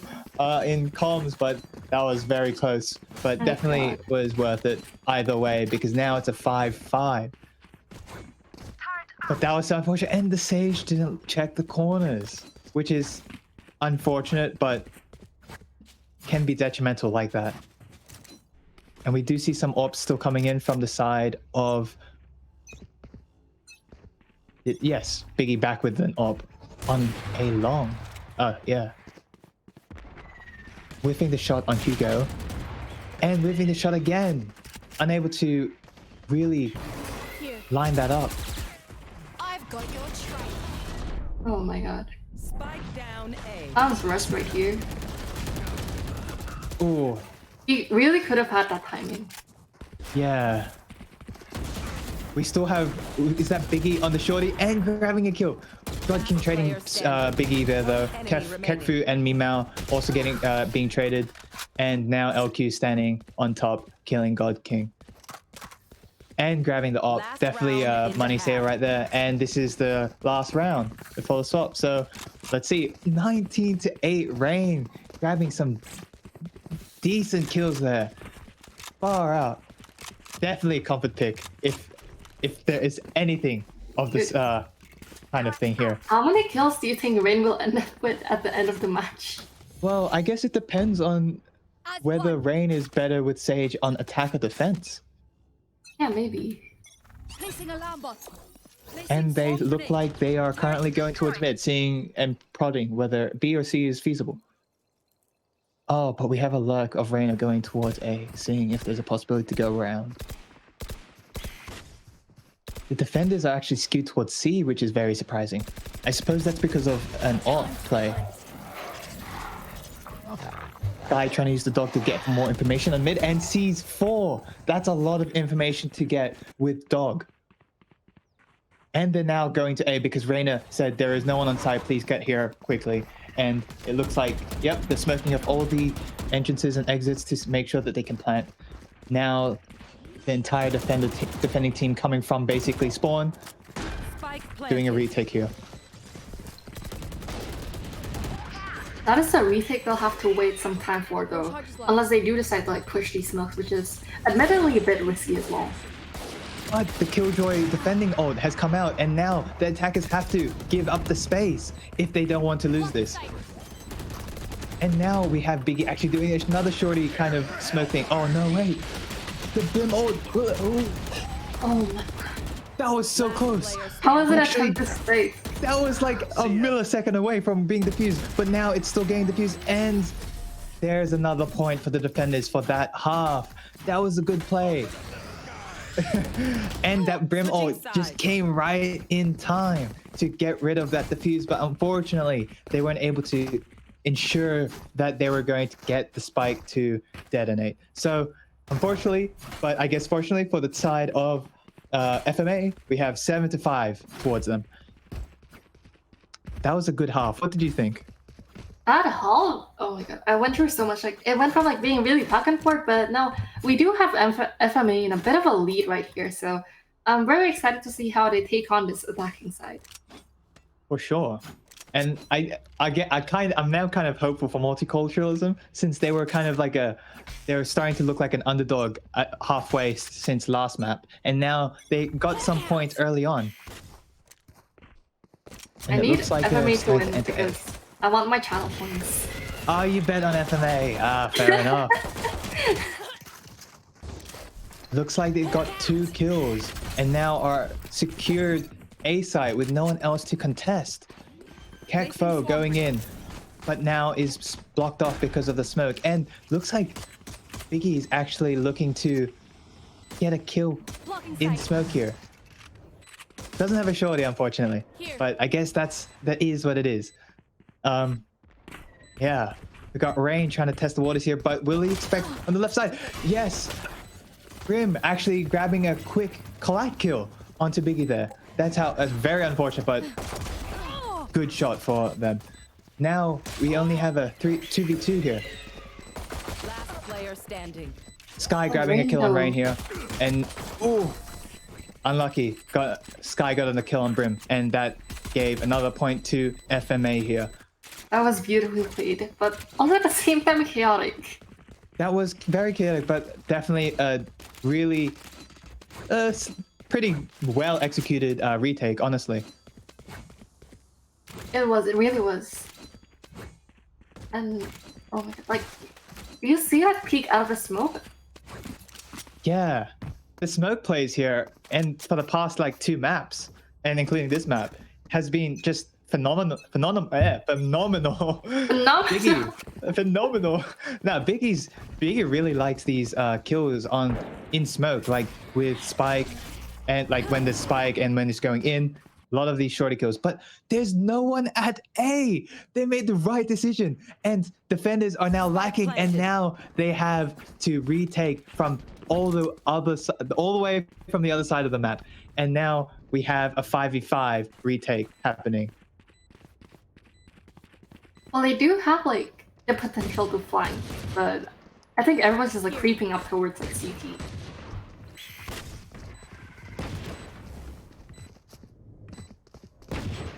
So look at your bit trap though, they do have to come out.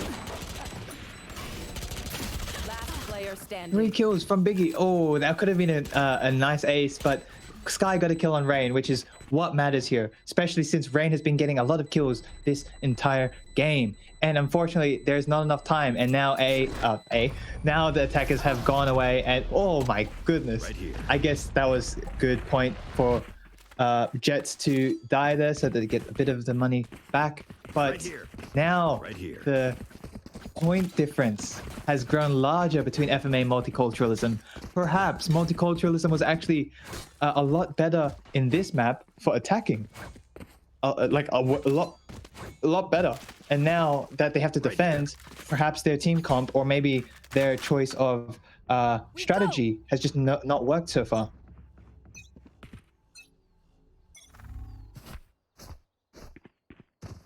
Now it looks like Sage is currently keeping an eye on Garage, and they expect someone to be there and potentially grabbing one from that. But now they have B just uncontested. Like, the rest of the defenders are currently just on the outsides of B. And now we have Spike planted almost immediately after we just started this match. Ooh, and now we have Axios going from behind. But will we expect this shorty? Biggie, yes. Biggie grabbing the kill there with a shorty. Player standing. Enemy kill. Now we just have God King. But the attackers have won once again, grabbing that 10-5. That was quite an attempt by God King, was it to like just try to go for it as like aggressive push, but it didn't quite work out. Indeed. And honestly, it looks like they're very confident, FMA, very confident in their ability to take a site and hold it. Because from what we can tell, they've been doing that a lot here. They've been going straight in, grabbing one, and then there we go. It's just done. They just got it. They've held. And actually, God King going in aggressively and grabbing a kill straight onto Biggie, but got traded out by the KO. And now, ooh, it's a 4v3, and they still don't have sight. So now they have to be a bit more wary about who's currently holding it. All of the attackers are currently in A long. But they perhaps made the decision to back out because now they believe that it's worth going all the way back to either B or C.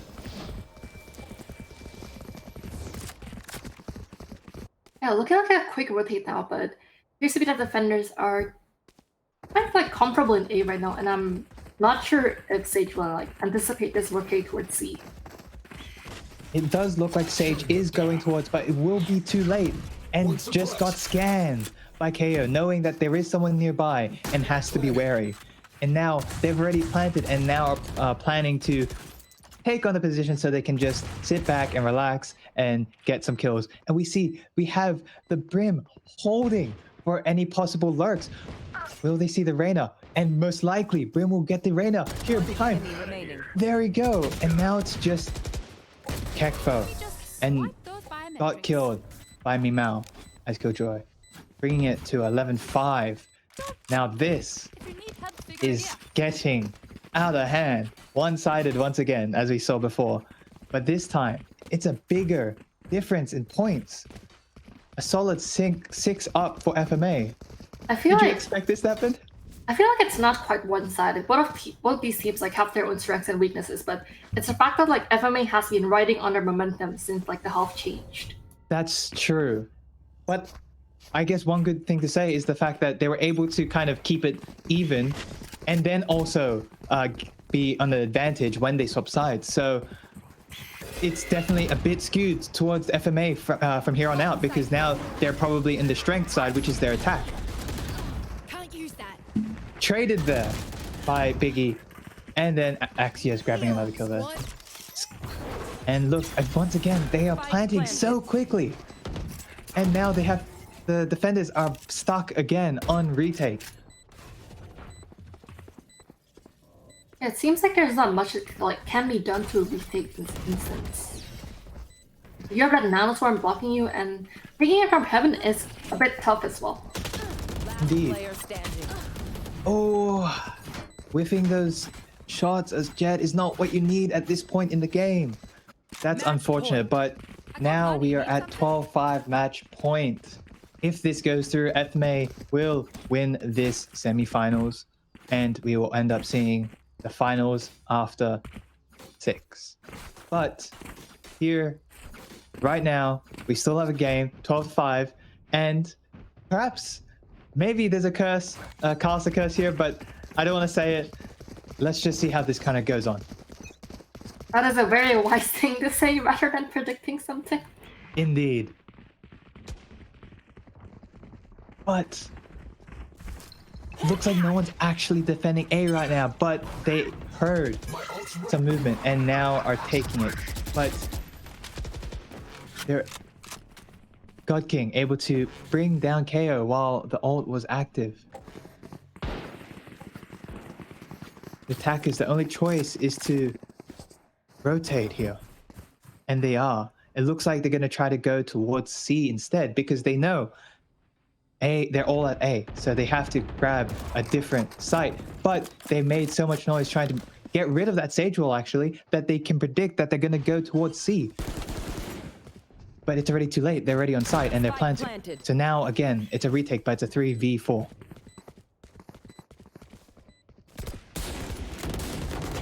One enemy remaining. That was interesting fight at Garage. Incredibly quick. And whew, save there. That was an interesting fight, I might say, in Garage there.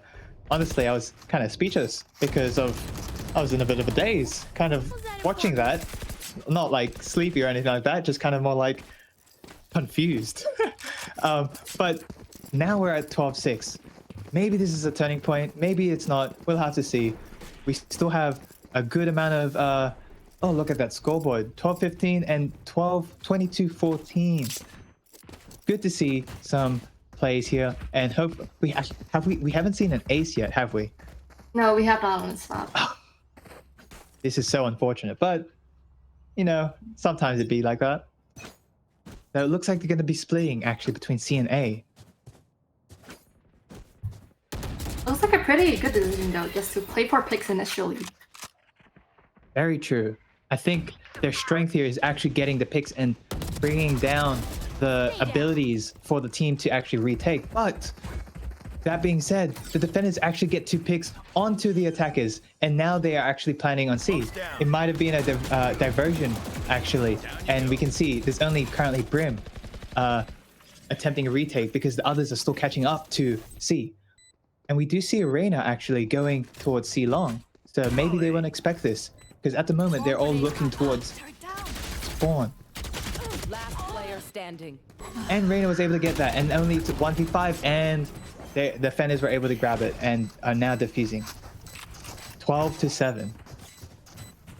Something about Valorant being a momentum-based game sometimes.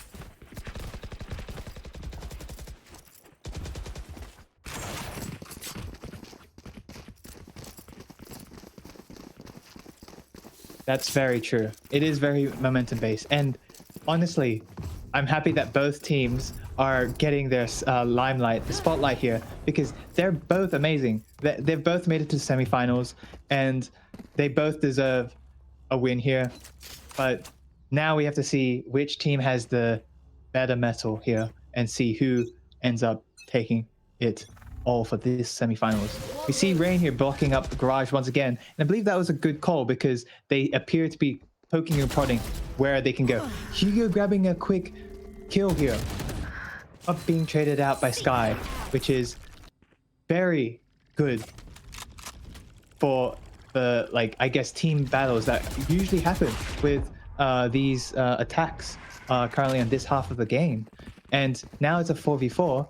They've decided to go towards A, and we only have one defender currently staying there to defend. And I believe now that they're here, they are actually going to back out and wait for the rest of the team. Spike planted. Yeah, seems like they're just quite playing it safe right now. We see some of the attackers deciding to like back away towards sewer or main. Indeed, I believe they are most worried and just about like lurkers as well, because I believe they've seen and witnessed a few lurkers in the past few rounds. So they're definitely going to try to stick at long and short, but kills are here. 3v3. One enemy remaining. Ooh, it's only So little 1v3 time now. to work with them. I don't think this is savable.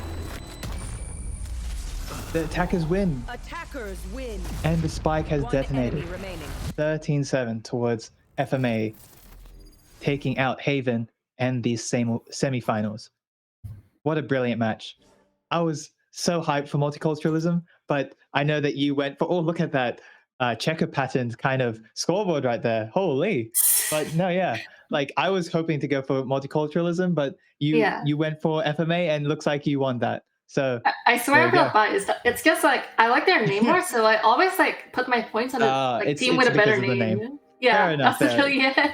I guess the biasness kind of equals out maybe.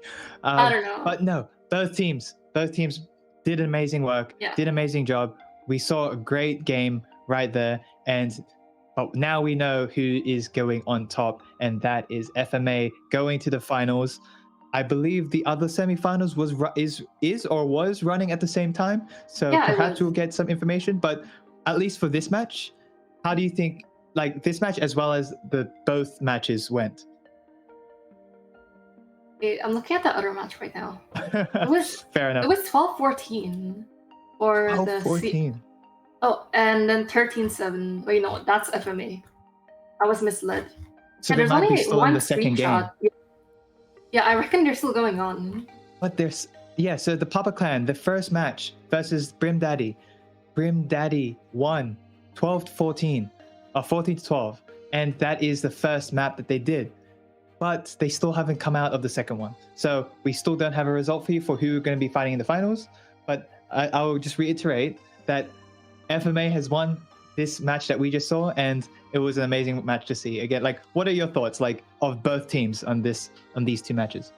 Both teams like played really well, especially on Fracture. And I enjoyed watching Fracture most because it's just like highlights like the unique agent comps that like both teams decided to go for.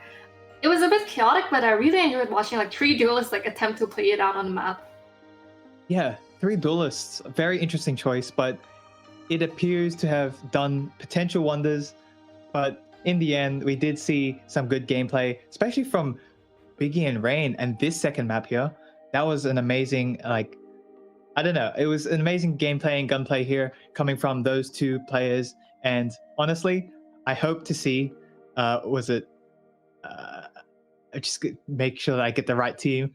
Hopefully I get to see some good shots from FMA as well in the finals as well, coming up. So now that one is over, all we can do is wait and pray for the finals to come up, and hopefully we grab some more results. Actually, they just got another result.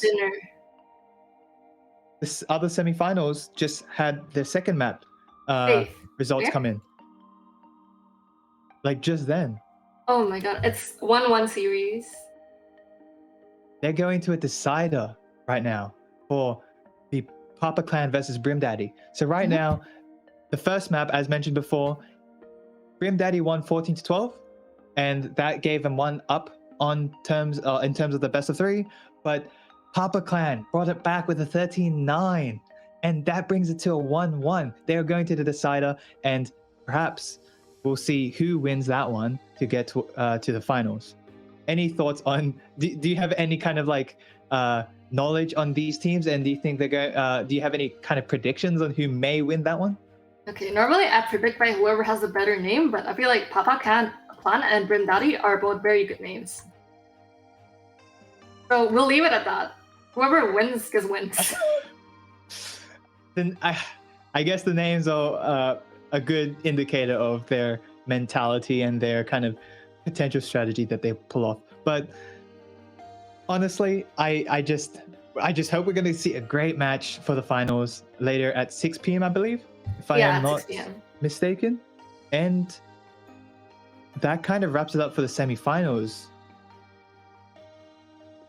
I don't believe that we'll be doing any sort of interviews. I stand me corrected. Like, Mr. Producer Man. We'll just double check if there's going to be any interviews. See if there's like any kind of snappy retorts between the two teams or anything like that, or maybe some kind of experience that they felt during that, and maybe the the captains can enlighten us on their thoughts during the match. But for the time being, I think we'll just have to either go to a quick break or potentially talk about the upcoming or current games in the semifinals and finals.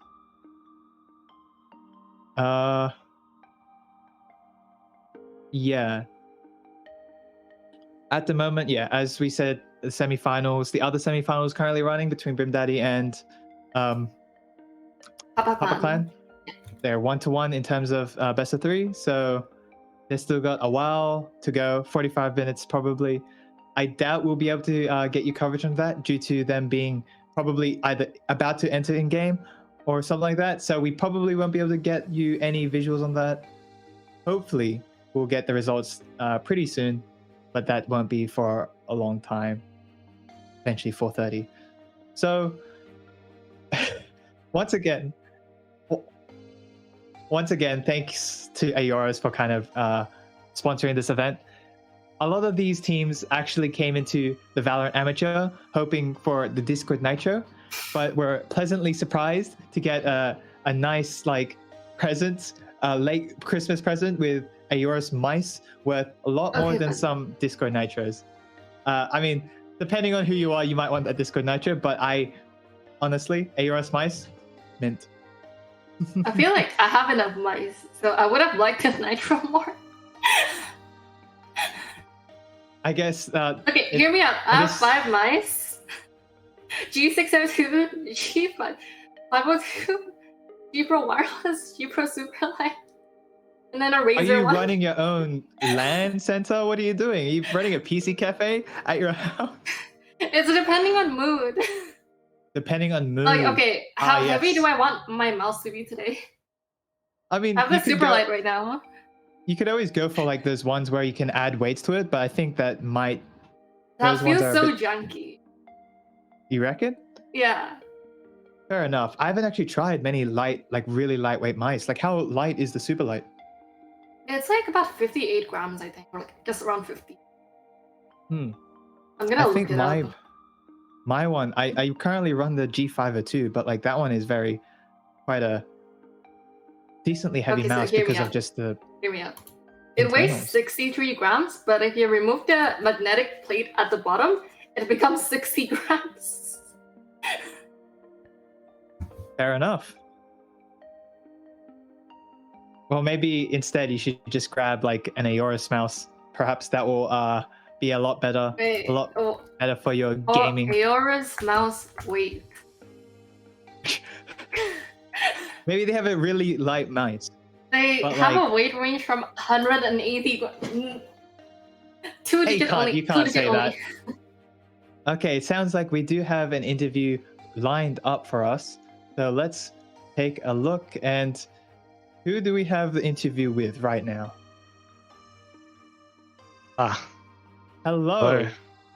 Welcome. How did you feel about that game? That was kind of, I found it very interesting, but it does appear that FMA obviously came out on top and was the one that ended up winning the semifinals. I just want to hear your thoughts for the time being. How did you feel? Yeah, I think we felt pretty good, and obviously well played to multiculturalism.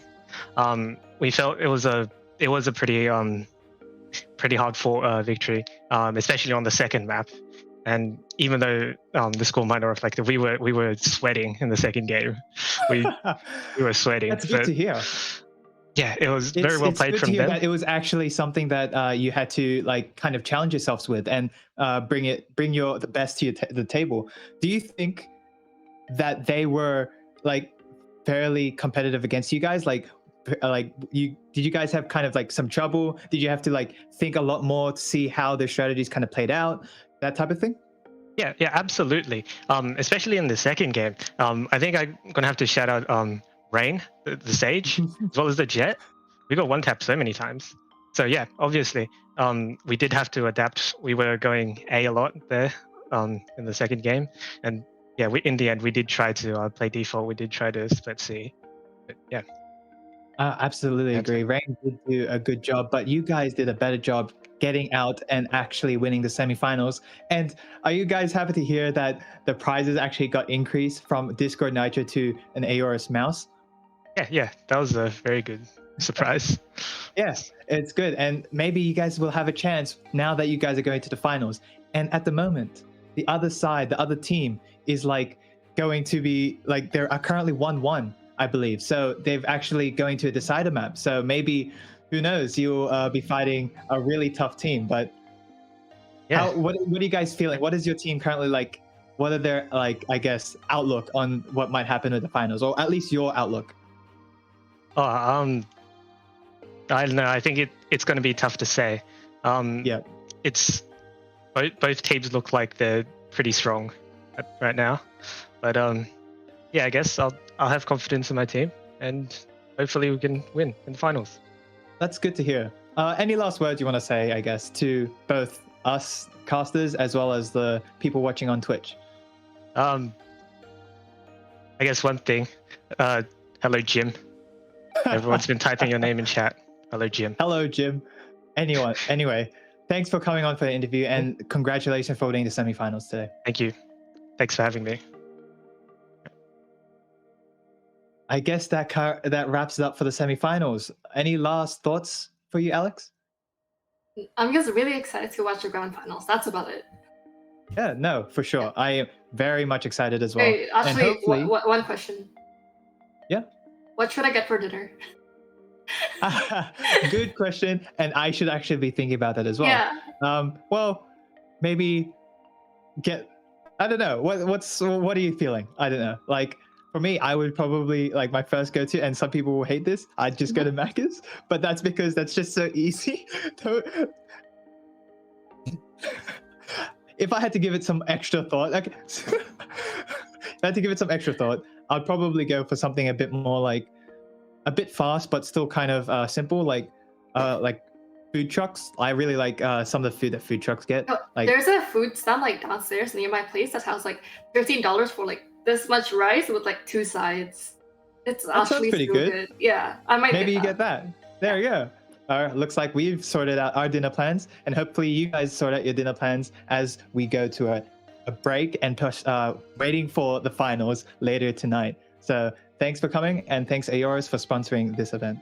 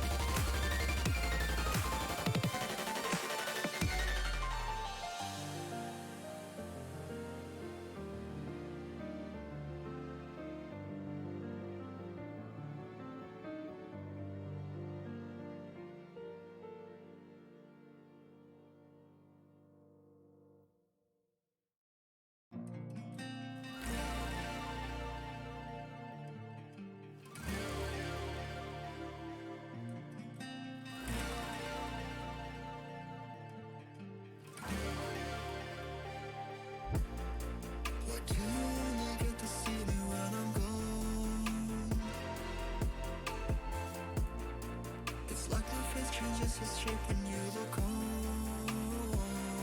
Close your dream to times and places, see those same familiar faces. But when the rain will come, it'll wipe it all away.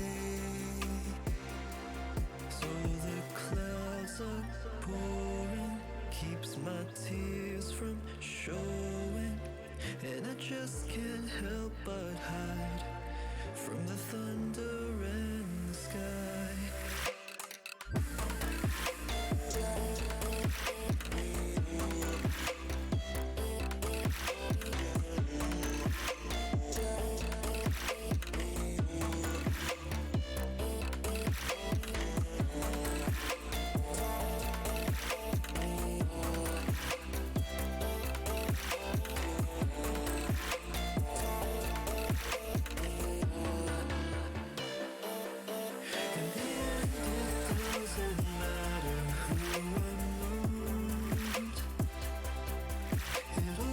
Just wash away. I'll just say it's all okay. I write a silhouette to hide I'm all alone. The wind just blows, I feel the chill into my bones. And I know I must escape, but I'm just in this feeble state. I never thought the rains were always here to stay.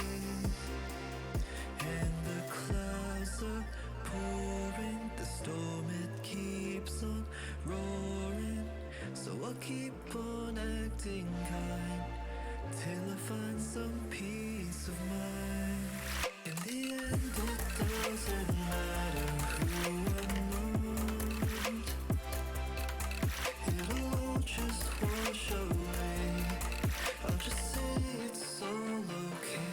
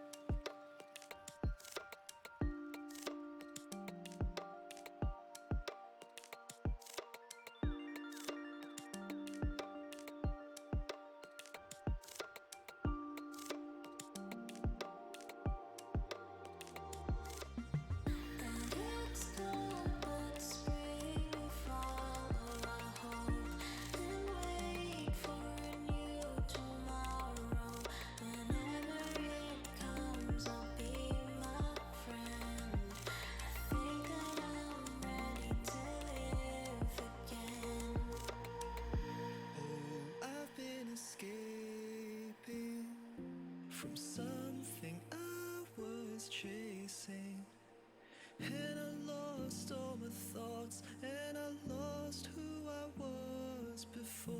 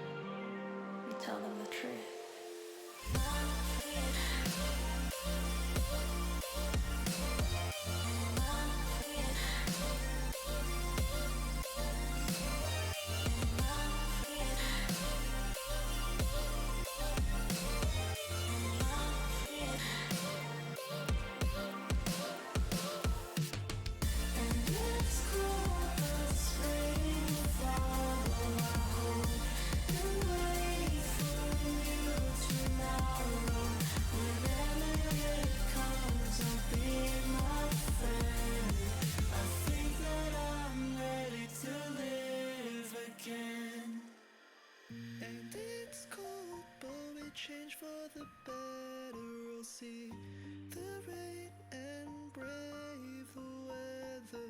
No matter what happens, I'll be my own friend. I think that I'm ready to live again.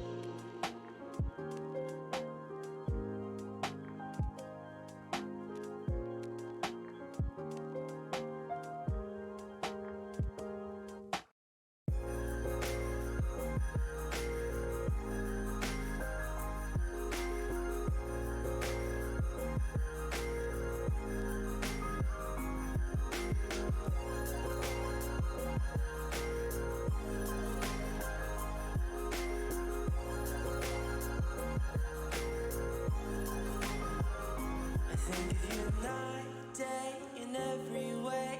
Since I met you, the way that your eyes shine, your form divine, instant bet you wanna be here next to me. There's so much you could see, like that dreams do come true when I'm right there by you.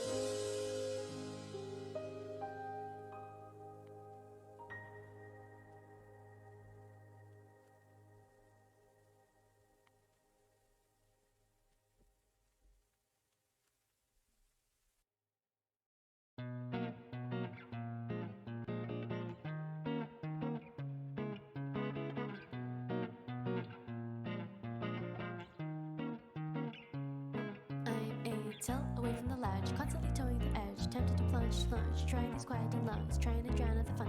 Can you tell me it's not the same out there, freedom in the rain? I'm ready, feeling every to get ready for thoughts, and so what now? Be in my bed, stars are shining, reach out to find what's hiding. Slip your shoes, slide down in silence, strip down, just there behind me. Toss and turn, dripping currents, wait and see what comes of yearning. Surround me all around, break the barriers, time will ever, doors will ever stand my ground.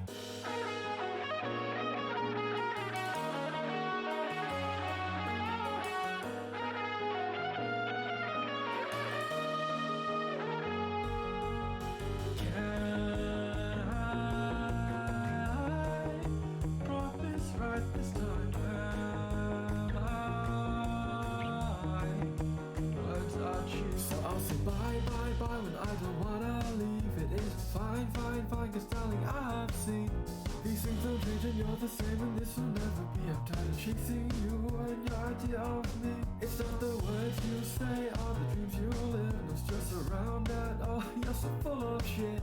All smiles and smoke the lies and hope, cause I can finally see how good you live our life. This go down carefree. Opaque and seamless peace. Nowhere to go has never been my greatest feat.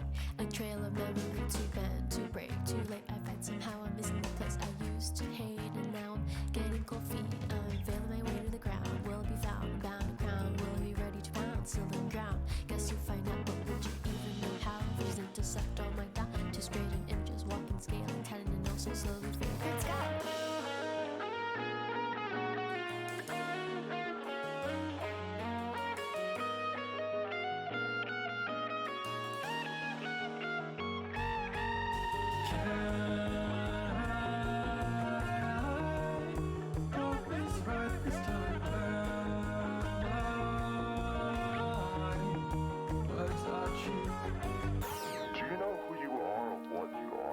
Are not things because they want to be things. Words don't speak when words aren't there.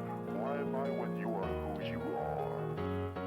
So I'll say bye, bye, bye when I don't wanna leave. It is fine, fine, fine, cause darling I have seen these things don't change and you're the same and this will never be. I'm tired of chasing you and your idea of me. It's not the words you say or the dreams you live. No stress around that, oh you're so full of shit.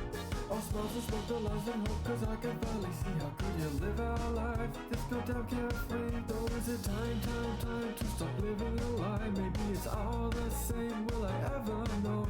I'll jump at first and face the road, this is my guarantee. Goodbye to chasing you, my all perfect me. So I'll say bye, bye, bye when I don't wanna leave.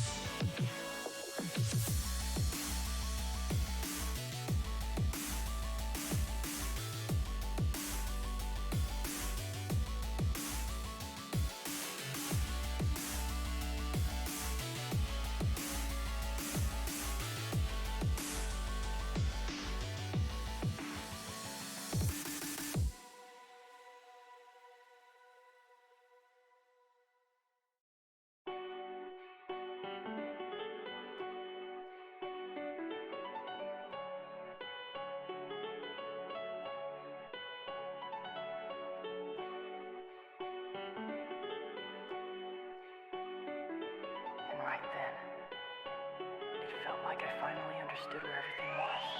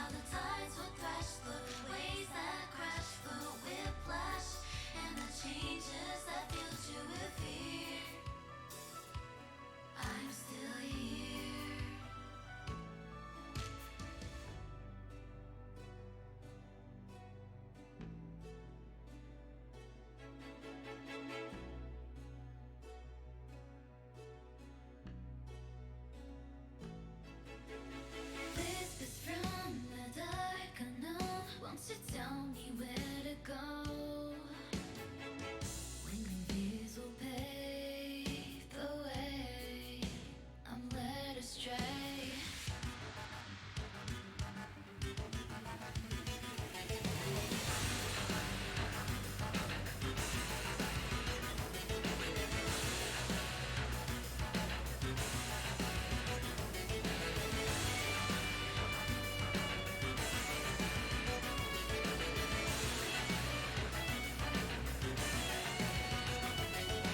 Keep us the baseline, only to birds of the night.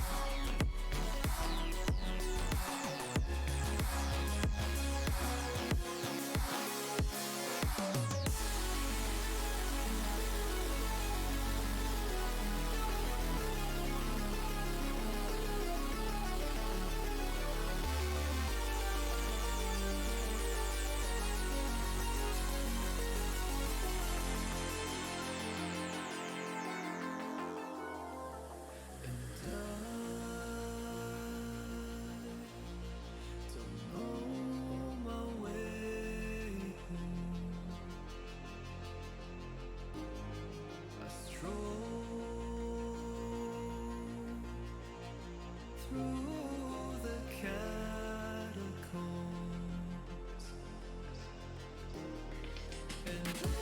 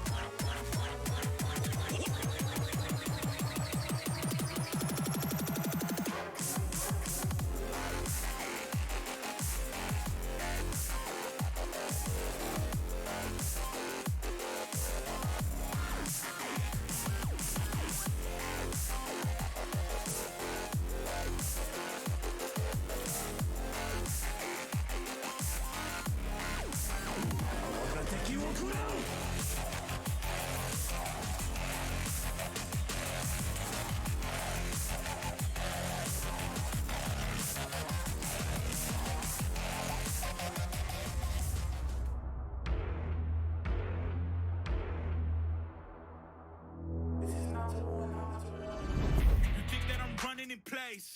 Y'all really testing my patience. Right before I blow up the spot, I had to get back to the basics. What if my talent is wasted? It's sick, but I'm lacking the placement. Fuckers, I'm rapping the basement, but my come up is legend, is greatness. Don't make me lose my mind. Don't make me lose my mind. Don't make me lose my mind, cause I'm looking like Wesley. Test me.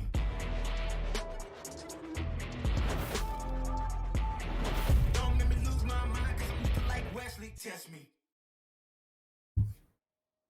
Welcome back to some Valorant Amateur here at Contenders Cup with UNSW Esports. My name is Xander Rightline, and today with me I have my co-caster, which is Alex and Soju. So we are now back for the final stage for our Valorant Amateur Contenders Cup, and we would like to first of all, obviously, thanks our sponsor Aorus for providing the prizes for this term's games. Just a quick recap of like what we're doing with Contenders Cup first. We have our games, which is the Valorant Premier, Valorant Amateur, and the upcoming Overwatch and League of Legends. So I guess let's go over like what just happened a few hours ago with I believe is multiculturalism versus FMA. So Alex, could you just kind of give your opinion on what happened there? I feel like we witnessed a bunch of intense maps, but at the end of the day, FMA did rise up 2-0, and I actually wish I could have watched the Publican versus Brimdati, since it looked like a pretty intense series as well. 2-1, it just like went back and forth, and you couldn't really expect what to like see in the end. They definitely had a clinching type of match there, because you had 1-1, and then that brought them to the decider, and then of course Papa Clan got out of there into the finals. And some astute viewers, I guess, may see that on our brackets we have multiculturalism actually proceeding to the finals. Unfortunately, due to an tournament admin decision, FMA has been disqualified due to some rule breaking, and of course multiculturalism has been given the win for that semifinals. Unfortunate for any of the team members in FMA, wish them the best, but now we are moving on to the finals between the Papa Clan and multiculturalism. Man, I keep having trouble trying to say that. Okay, I guess we can go ahead and see the map bans for this finals. I believe it's a best of 5, or no, best of 3 still. It's still a best of 3. Okay. So as we can see, we got our first 2 bans already. Icebox and Haven. I wish I could have seen Icebox, but you get what you get. What are your like picks for these final maps? Honestly, they just banned like 2 core maps, so I'm expecting to see some variety right here. Okay, now they should ban Ascent next. Surely. And surely we get some Lotus and Pearl. Here's my picks. Lotus, Pearl, and Split. Yo, that would be a god pick for this. That would make this so much more interesting, and probably also help me actually, not look so amateurish at casting, because, I'll just kind of be in the same boat as everyone else with some of these callouts. Anyway, I reckon I'd be in the same boat with wanting something like Lotus and Pearl. Honestly, I wouldn't mind seeing Ascent, because we still haven't seen that today. Oh, we saw Fracture. That sounded like disappointment. Hey, Fracture is good. It's just a bit of disappointment because I like variety, but I guess, to be fair, compared to like Premier, there's a lot more variety here than like in the higher elos, and so it's definitely going to be a lot more fun. But I hope that the second map's going to be something we haven't seen thus far. Like, even Ascent, honestly, since it's different. But, yeah.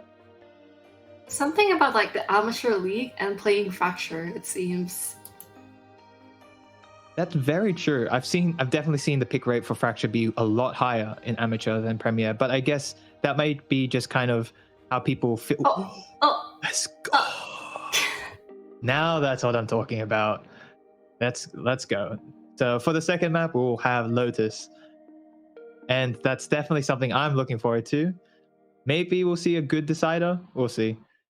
if we go back to Ascent for a decider, then that would definitely be something to be looking forward for, because everyone knows how Ascent kind of plays out in general. They've banned Split. There you go. So step closer to Ascent potentially. No, this is where you ban Ascent. No, but like, hey, if you have two, okay, Okay, come again. Pearl. Okay, hey, I mean, I'm not complaining. We got some good new maps on the table, and that means we will get some more variety. I actually hope we get to Pearl. So please give us a tight game between the two. Like, that will definitely be something I'm looking forward to. But there we go. That's what our picks are going to be for this map, with these maps, which is Fracture, Lotus, and Pearl as the deciding map when we get to a tie. So once we're able to, we'll get the players in, and then we'll get into the match as soon as possible. But I don't know, like, from like, I guess, the previous experience with multiculturalism, who do you think will kind of come up top in like Fracture or something like Lotus? Honestly, after like seeing multiculturalism's performance on Fracture, I might think that they have a better shot than Lotus instead. Like Fracture is just a bit of a janky map to like try to like figure your way through. So yeah, it gives a bit of hesitation because like I myself struggle with playing on Fracture. No, that's fair. Fracture is definitely kind of the odd sheep out of the bunch in terms of the structure, but that also makes it a bit more kind of enjoyable to watch, because you kind of see different strategies played out. But I suppose for something like, I believe multiculturalism was actually decent at, was it attacking in Fracture? I believe, unless I'm, yeah. So maybe they'll be able to, if they start with attacking, they'll get a good head start in this. And hopefully we get like maybe a swap in terms of who wins the second map at Lotus, but that's definitely going to be for later. But as soon as we get the game ready, we'll definitely be hopping in for Fracture. But it was kind of a shame with what happened with FMA, because they did really well against multiculturalism. They got a 2-0 from that, and unfortunately, they had to be disqualified, but they were doing real well, and props to them to giving multiculturalism a good fight there. But now, honestly, maybe a game between another game between like multiculturalism and the loser of the other semifinals would have been nice to see as well, to kind of like see which one would kind of get above each other. But yeah, I guess now do we have the game? Yes, we do. We're now loading up into Fracture, so let us take a look. Any Viper pickers? Any Vipers in the chat? Any Vipers in chat? No, I don't think so.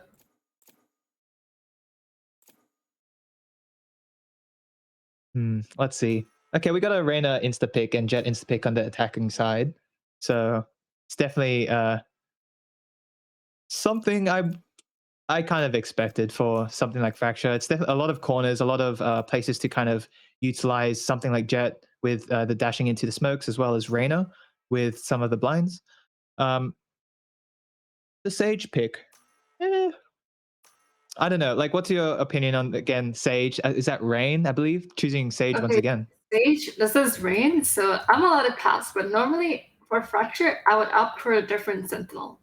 Probably like Chamber or like Cypher.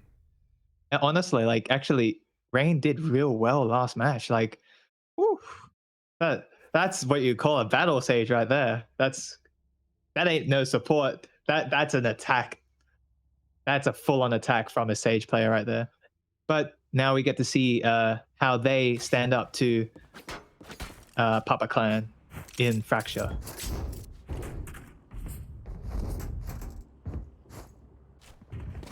Let's see. So currently it looks like they haven't made a decision on where to go, but it looks like they may prefer to go towards B to start off with. Yeah, definitely looking like a 5 stack towards B actually, and we'll have to see how this plays out, as this is, after all, multiculturalism's second time on Fracture today. That's true, and they are starting off as an attack, so perhaps this could be actually advantageous for them. as they were known to be quite aggressive and very well versed in the attack. But here we are. We've gotten started, and they are going towards B, and wow, it was the aggressive push. The defenders have pulled out because they know that 2v5 is not going to work for them. So, but we do have some lurkers coming from the attacker's spawn. I believe Reyna got caught underneath in the tunnels. So that was a good shot, but they definitely got caught out. And now it's a 4v2. They've somehow been reduced to 3v2 now. Good shot for Jet, and it looks like the Jet might actually be rotating. Here. No, they're just making sure there's no more lurkers around. So they're in a 2v2 now. This is still winnable. Still winnable, I'd say. Let's see how this goes. It's Rain though. This is Rain. So I'm just saying that there is hope. There is hope. We love Rain. 30 seconds Oh, left. it's the spike. Oh no. They have their eyes peeled up onto the spike, so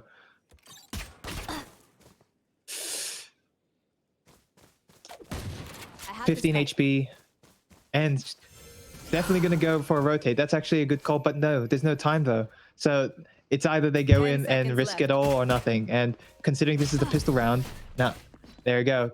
Killjoy's gone in the last kill there and has secured the first win for the defenders. I can hold an area pretty well myself. So that's PapaClan off to a pretty good start, I would say. Oh yeah, for sure. But it's actually my first time seeing them play. But that was actually definitely an aggressive push from multiculturalism, just like before, like from the previous game. Yeah, they're definitely something that much more confident during this round. Yeah. That's what we like to see, though. Yeah, of course. And unfortunately, they did get caught out, but that was good play with PapaClan actually ensuring that they could not go on, keep delaying the round, and keep an eye out on the spike. Good play from PapaClan to really get them off the side and take that back without them planting, which is amazing. Right now, we're in a timeout, and it is actually going to end in 20 seconds, maybe just some issues or... yeah.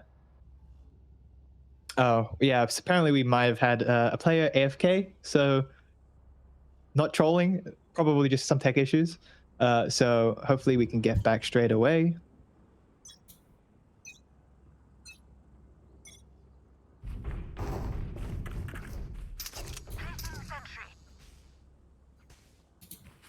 We are back in, and apologies, my throat. This time they do seem to be splitting between. Let's see. Hugo still appears to be AFK, so it's still going to be a pause, as you can see from the timer. But yeah, we definitely do not have Hugo right now, so that is definitely a pause, unfortunately.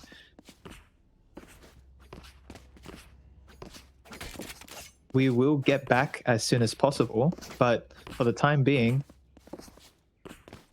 I suppose we're just going to kind of relax and wait for the players to come back, or specifically Hugo. But I guess we can go back and revisit what just happened with the first round. Like, as mentioned before, it was a very aggressive round there, not gonna lie.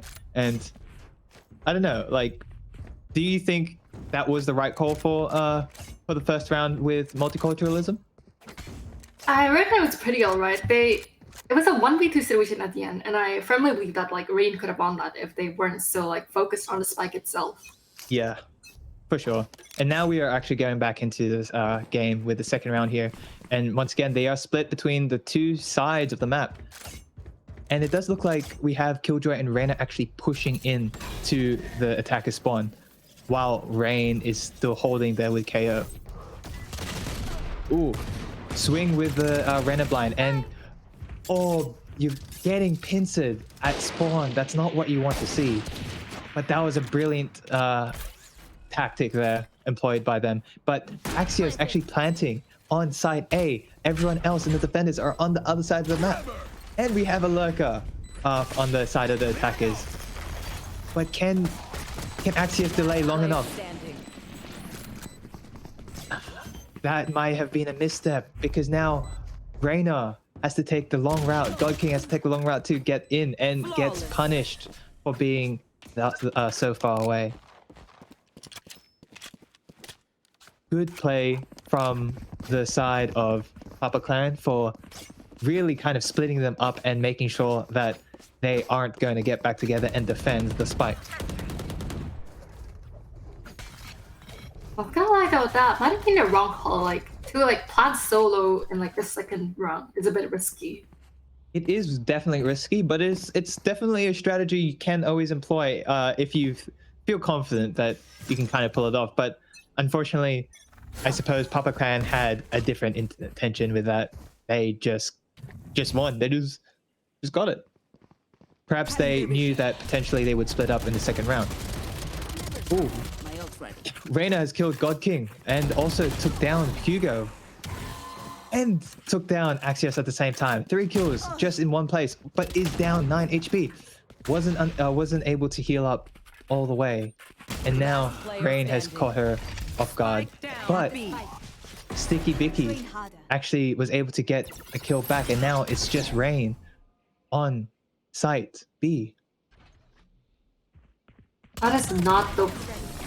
Yeah, I was gonna say that's not the angle you should be looking at. Yeah.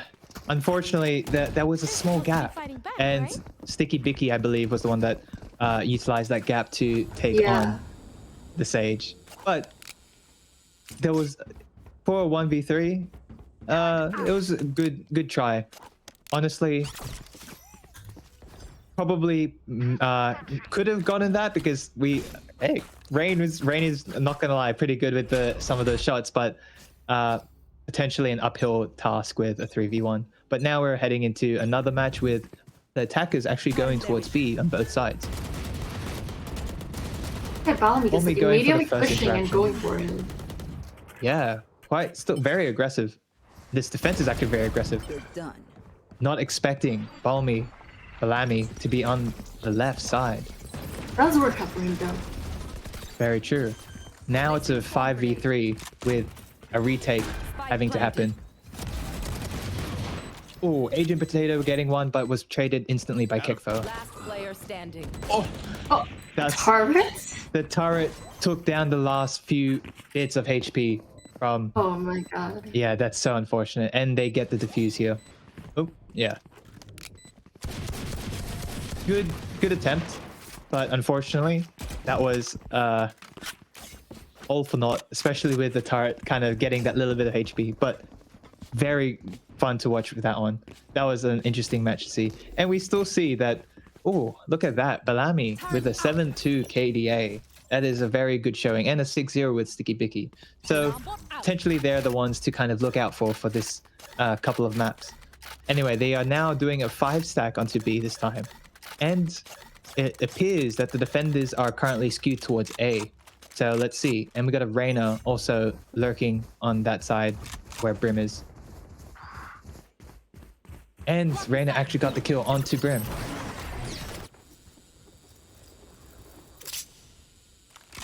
Some zip line action. Oh, maybe able to actually catch Sticky Bicky on the lurk. Oh, and actually caught Balami in the tunnels. And is actually predicting it from...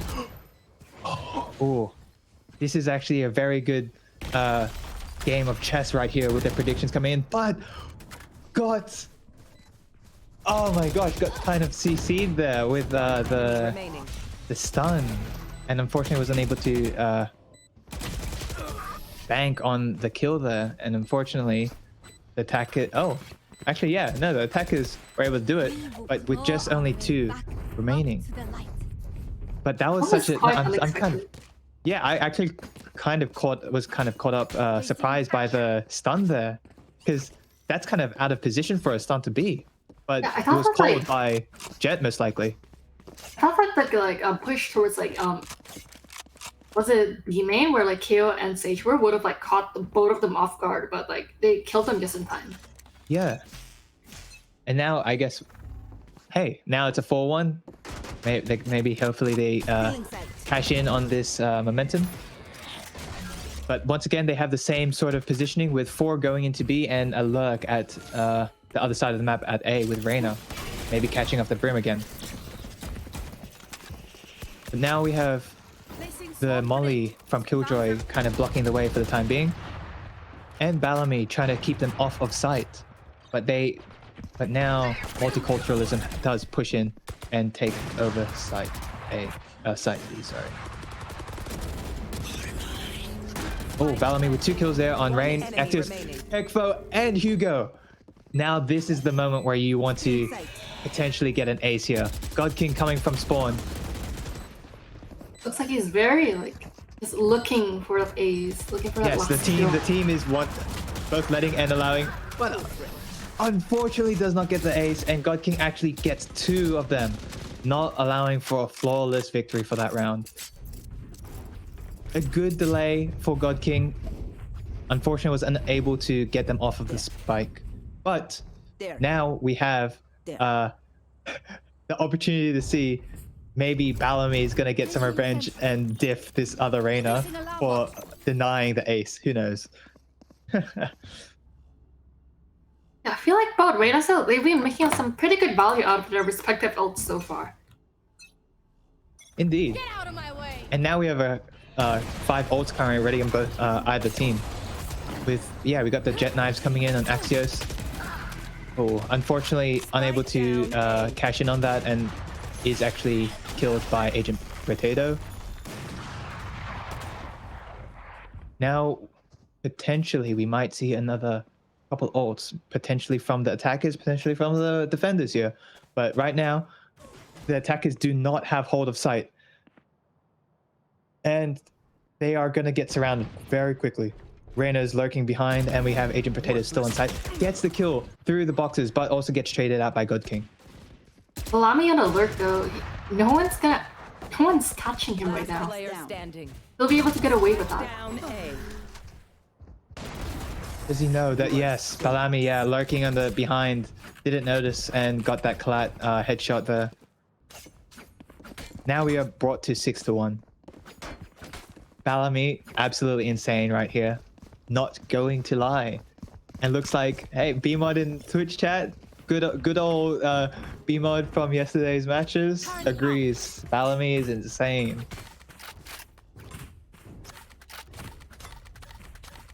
Looks like they might be employing a different strategy here. The multiculturalism. Multiculturalism.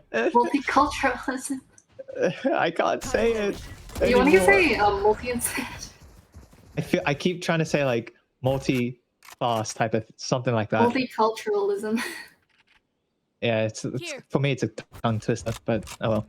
Yeah, actually it looks like they're kind of poking and prodding which side to go to, because they have the spike currently sitting at spawn, and we do have a lurk coming from Sage going towards the other side of the map. And it appears, ooh. Stay down. Axios gets a kill, and also Rain gets a kill on 2 of them. But Rain does use Resurrect to bring back God King into this match. So now it is a 5v3. And they are planting on B. Now it's going to be a retake on the side of Public Land. But they do still have 2 ults if they really need to use it. And there you go. We have both ults being used on the side of Public Land. Axios grabs the kill onto the Killjoy. Some trades coming out. Axios was able to get a 3rd kill, but Agent Potato was taken out by Hugo Star. And the attackers are now up to 2. Pretty good plays coming out of Rain that round. Indeed. And perhaps they are more confident in splitting the team once again between the one side and the other side of the map to kind of divide the forces of one site. Let's say, oh, they're actually prodding on all 4 entrances here. I feel like that's so crucial though. It's not 5-man rushing through one entrance. Oh, Sticky grabbing the first kill with a 1-tap instantly onto the Axios, bringing it to 5v4. Hugo Star with an op though, bringing out the op already. I guess it is kind of expected with round being around 8, round 9. God King Actually, able to quite grab a kill by surprised mid-ban. that Hugo decided to hop on KO this time around. That's true. That's we actually haven't seen many KOs thus far. Ooh. Unfortunate there, but got a trade. Sticky Bicky getting Kekfa and Hugo getting Sticky Bicky. Ooh, God King walking into side through the smokes and going confidently and killing one of the defenders. Now it is a 2v2. Agent Potato still on top of site. Traded. Now it's a 1v1. Reina diff. And God King takes the last one for the 4th kill. Almost an ace and brings multiculturalism to a 3. That one was a pretty decent match, I would say so. Yeah, it looks like multiculturalism is really trying to gain their momentum back. Oh yeah, for sure. And they're definitely cashing in on that right now because thus like they've kind of implemented the same kind of strategy of poking and prodding the bear until they're able to find the best solution.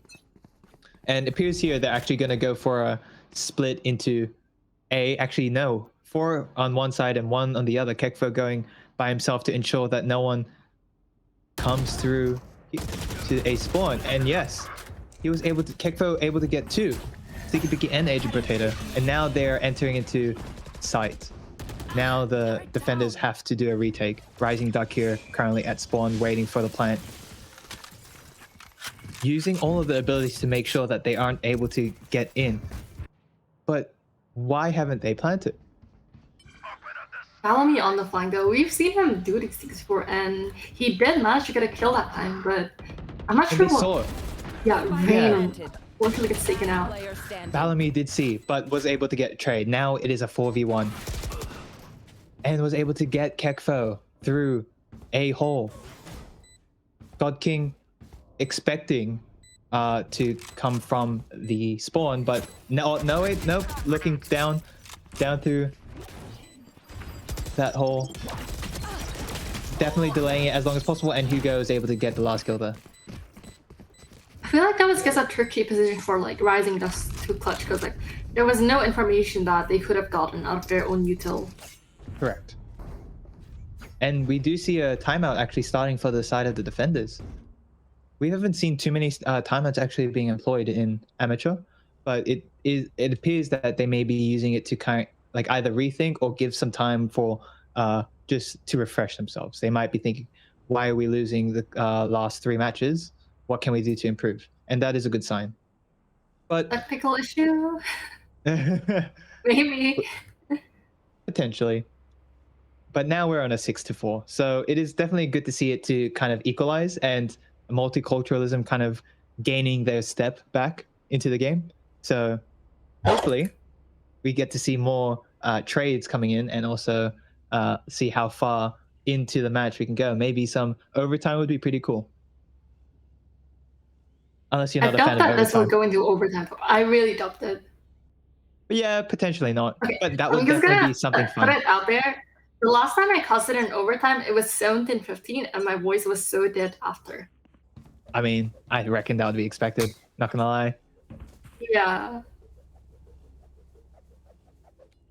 Now that the timeouts have been called on both sides, one due to technical and one due to potentially just team call for a timeout, we are going to enter into round 11. And they are doing it once again. They're kind of prodding and poking on different areas. And shots were fired right there, but none actually reached. Got 2 ults coming from the side of attackers available to use. Oh, Axis Raider gets caught by the alarm bot. They will be anticipating him there. But the rest of the defenders haven't been told to move, so they must realize that it is currently split amongst the entire map. But now we see KO and Jet. Oh, perhaps not. It looks like they're still kind of split between A and B. But Yeah, it they looks like do no not one's realize that no one's those inclined three. to rotate. That's true.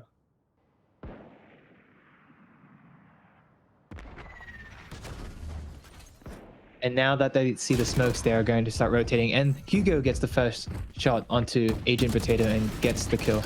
But, oh, almost a 2-kill there. But Stika was able to trade that. Hugo started getting Bellamy. And now Hugo actually planting the spike here with the... Ooh, we have the lurker. Reyna coming up from B side.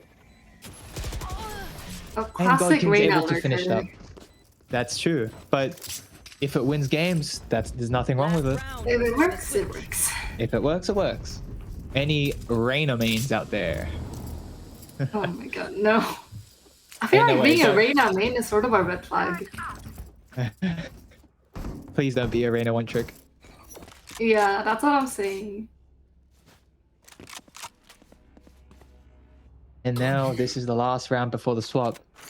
I would be happy to see it be a 6-6. But now that I said that, I probably just jinxed it. Cast a curse. Stop predicting things. I apologize. My god. Ooh. And... Oh.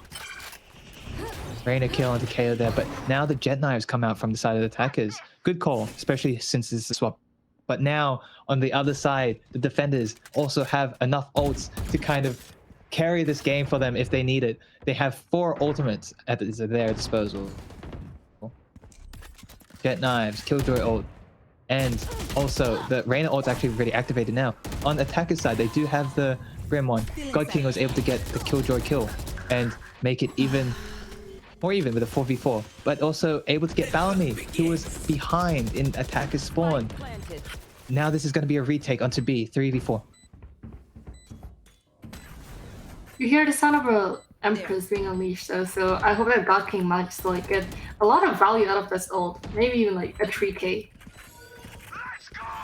That's very true. Now another ult being pushed in and executed, but God King able to get a 3. 4 unable to get that ace, but still there's a 3v1 and is unable to stay alive to be able to defuse the bomb, and that is 6-6 on both sides. But now multiculturalism is now defending, and we have Papa Clan doing a solid attack. So depending on how this goes, we might see different sort of strategy be implemented with the side of Papa Clan on the attacker side. What are your thoughts? Do you think that Papa Clan is like a stronger maybe in attack, or maybe their forte is more of a defense? I am really not sure. It's 6-6 right now, and it's so hard to tell, but they did have some pretty good momentum in the beginning. So if only like they managed to retain the same thing in defense, then I would be like pretty confident of them winning this map. That's true. For multiculturalism, as we saw in previous matches, their weakness may be a bit of a defensive side, but hopefully they're able to cover that now with having played against the previous team. I forgot the FMA. Yeah, I had to think of Full Metal Alchemist actually to remember what it was. Oh, but see, it works. It works. It works. Anyway, now it's they've got the point. They've got the site, and now it's a 5v5, 4v5 to get this point defused. Hugo getting a kill onto Agent Potato there. Nice headshot. Now that they started defusing, and they smoked off, so they can't really tell who's defusing, and if they've continued, and they're able to get to a 1v3. Now they're able to defuse with all 5 of the attackers currently disposed of. Good starting round on the side of multiculturalism. Yeah, it looks like multiculturalism is out for revenge right now. Like, okay, you beat us in the beginning, but now we're gonna beat you. Again, I reckon multiculturalism actually has a good adaptability in terms of like these matches. Like last like matchup between FMA and multiculturalism, they kind of also had the same scenario where they kind of were in the deep end, but then they learned how to swim. They were able to kind of get out of that and adapt. And here it seems like the same thing's happening. And here they are also going split on A. And they're meeting 2 up at Dish. And now that they've called that the attackers are going towards A, we have a full rotate of the defenders into A. Axios able to get a kill on Weedman here. But now they know that they heard someone on site already and planted. God King was able to get Bellamy. Hey, oh, so many things just happened there. We had all of the attackers just kind of gone. The momentum is actually just beautiful to watch. Yeah, it's very nice to see that they're actually carrying their defensive momentum forward, and actually perhaps they're bringing it from their attacking side. So let's see if we can find Papa Clan's momentum and bring it up to scratch and see if they're able to bring it back. But now we're at 6-8 on round 15.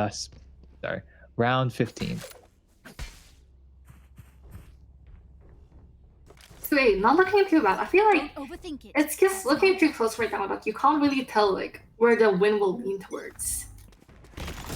That's... Ooh. I was gonna say... Actually, yeah, no. That was a good... kind of good hold there. Unfortunately, the attack has actually gotten to site B fairly uncontested. But now it's gonna be a retake with the 5v3 here. Odds are now against the defenders. But they're actually doing a rotate. They want to catch him off guard. They only have one lurking in B to kind of and also one looking at the tech spawn to catch off anyone rotating. This is dirty if the timing is correct. Yes, hops like that. Oh my gosh. If the timing is correct. Oh! No way. No way. Oh my. Oh, unlucky. Bellamy had only a little bit of health left, so that was a unfortunate scenario for for Bellamy to be in, but there was a kill there, and now it's a 3v2. Hugo Star and God King, both opposite sides of A. And it does not appear that they're going to try take it. They're going to save for this one, which is a valid and fair option to take at this point in time. That brings us to a 7-8. Getting closer again. Which is fun to see. Again, it's not impossible that we might see an overtime, right? Oh my god. Okay, if there's an overtime, I'm leaving to get more water. Fair enough. Looks like once again we have the attackers. I guess fracture. That's the whole point. You want to utilize both ends to kind of both poke and prod and also gain information where you can, and that's what they're currently doing. At the moment, they're going both sides of B, and Bellamy grabbing the first kill on Kekfo, and Sage doing a defensive wall to stop their progress. So now they are forced to actually go under tunnels or break that wall. You should run. Oh, shit, Sage grabbing the kill. Yes. That's a default ult for B side, I believe. Indeed. Now, Rain has no choice and was caught off guard by Weedman. Now we have the rest of the defenders coming in to retake the point. Spike planted. Ooh. Getting killed by 80 Potato Bellamy, and now Axios is the last one to defend. Able to grab one off of Bellamy, but now blocked off by Smoke. Going for the Jet ult there, but unfortunately unable to convert. And now the attackers are 8-8 with multiculturalism. Honestly, both teams are out for blood right now. Look at God King's stats. 20-9. Look at both Arena's stats. These guys are like just like pushing aggressively constantly and getting like these multi-kills. Absolutely. These Reyners, I don't know, like again, like we mentioned, Reyners, don't pick Reyna all the time, but if they do well, they do well, so you can't complain. Okay, thing is, this is amateur league. If you aim well, you will top frag as a Reyna. Fair enough. That's a guarantee, and one of these like Reynas are performing extremely well in their role. Absolutely. They are dueling as they are meant to. Now it's a 5v3, 5v2. Defenders are now on the unfortunate skew of this angle here. And now we have the... Ooh, 4v2. Axios grabbing a kill on Weedman.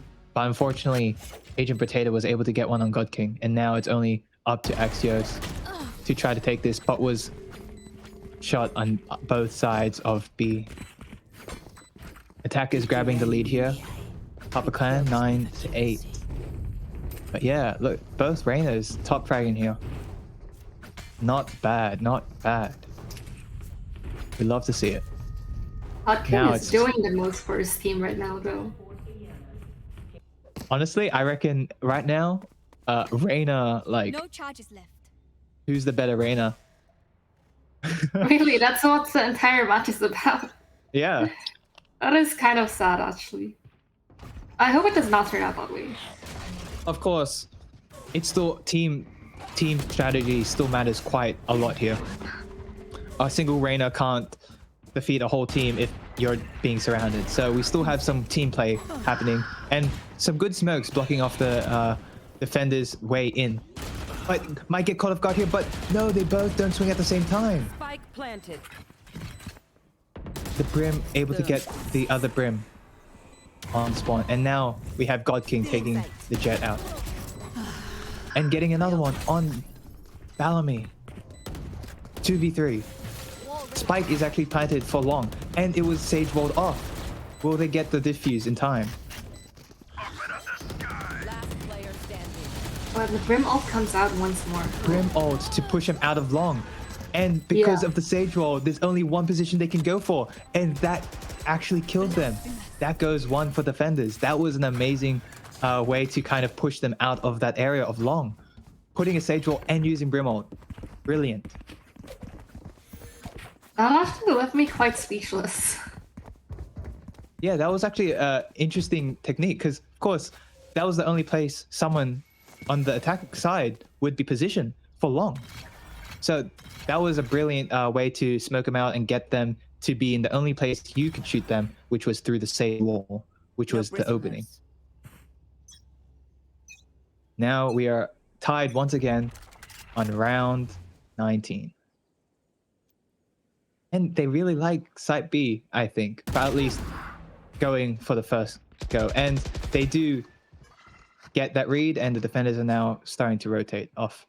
But from the looks of it, attackers are using that opportunity to actually rotate back to A. So if the defenders don't read this properly, they may get caught off guard. I really like that angle Rain was playing, but unfortunately no one ended up coming to B. Looks like the Jet is actually waiting at the doors. Hopefully that he doesn't get timed here, but does suspect there's something fishy coming on. Does hear that. Agent Potato getting prepared to use util. Now the call must be made that stuff's happening, but gets was actually protected by. Was that Weedman? No, Agent. I can't read. That was one lucky kill if I ever seen one. Hugo grabbing two with the suppression and able to get forward without the smoke actually catching him off guard. And now it's a 1v3. Weedman has the ult prepared. How long will it take? There you go. He's going to use it straight away, but that might not be enough time. Unfortunately, Hugo takes out Weedman, and they should be able to defuse here. That brings multiculturalism 9-10, giving them back the momentum that they lost only 2 matches ago, 2 rounds ago. Wait, you got the pronunciation down. Multicultural. I messed it up. Never Thinking mind. about it. What have you done? Multiculturalism. Multiculturalism. Oh, looks like we have another timeout on the side of the attackers. I am guessing this time around we have a timeout that is more for strategic talk. So at this point in time, they might be trying to change up how they kind of approach the sites and approach the other team, because right now it is still neck to neck, and we have 9-10 on the board. It's actually pretty exciting watching such a close game, but at the same time, I'm like, wait, am I predicting things right? I wonder what would have happened if FMA was versing Papa Clan instead. Yeah, it would have been an interesting matchup for sure. Indeed. This matchup is definitely interesting as well. Now that we are leaving the timeout, we'll be going into round 20 of our first map, Fracture. Don't forget, the next map is gonna be something new. Gonna get some Lotus. Aren't you all happy? I'm actually really excited. Get out of my way! Looks like it's gonna be a split once again onto B. And we do have a lurk from Reyna on the side of the attackers, which is not too surprising. And right now, they're actually being fairly cautious. We don't really see them pushing in too aggressively, which is more of a hallmark for multiculturalism's attack.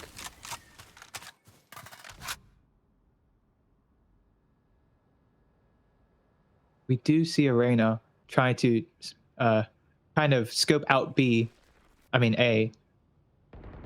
but will they know that there's still two really close by? I don't know about that. The Reyna might... Yep, the Reyna was able to get the information. Exactly. And now they're planting for A. And then the Jet got caught off guard, worried whether the Reyna was coming up the stairs into spawn. The whips for that knives, I'm like, still good. Was able to get damage, but like, they both were unable to convert any kills there. So now it is a 4v1.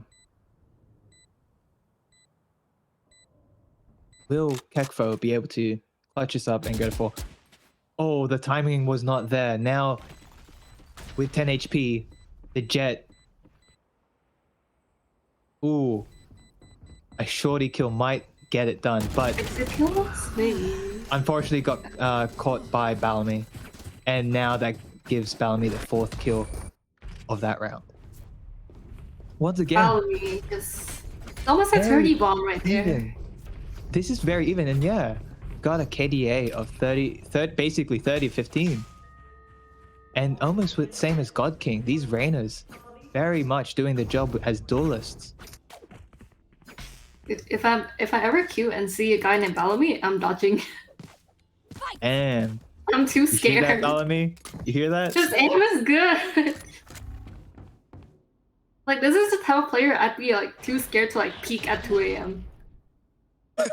2 a.m. Reyna gameplay. Yeah. Ooh, God King unfortunately whiffing that shot on to... Was it? No, it was Agent Rotator there, not Weedman. But we do see that the majority of the team is currently around A, but we do have two defending lurkers. Oh, Hugo bringing out the ult. Will they notice? Oh, they do notice. Axios getting annihilated behind the attackers. And now the attackers are actually rotating to B. Reyna currently standing in the enemy spawn, trying to catch anyone, trying to go and rotate. Hugo Star, not going to be able to see. Only 10 HP, instantly caught by Bellamy. And now it's a 4v2. A retake. Coming from attacker spawn. Able to get a convert there onto Kekfo, and Sticky Bicky able to get God King with a nice headshot. 11-10. 11-10. What do you think? 11-10, 11-11. You did this to me last time. Okay, 11. Sorry, 12-10 or 12-10 or okay. 11-11. I'm gonna say 12-10. Oh. Just because like That's you see like it goes like 3 rounds they win, and then 2 rounds the defenders win, and now they're gonna win for 3 rounds again. That's an interesting observation. Because you went that one, I'll go 11-11 and see how it goes. Right. So we do have the attackers are currently kind of Ooh, Axios grabbing 2 kills straight off the bat on drop and dish.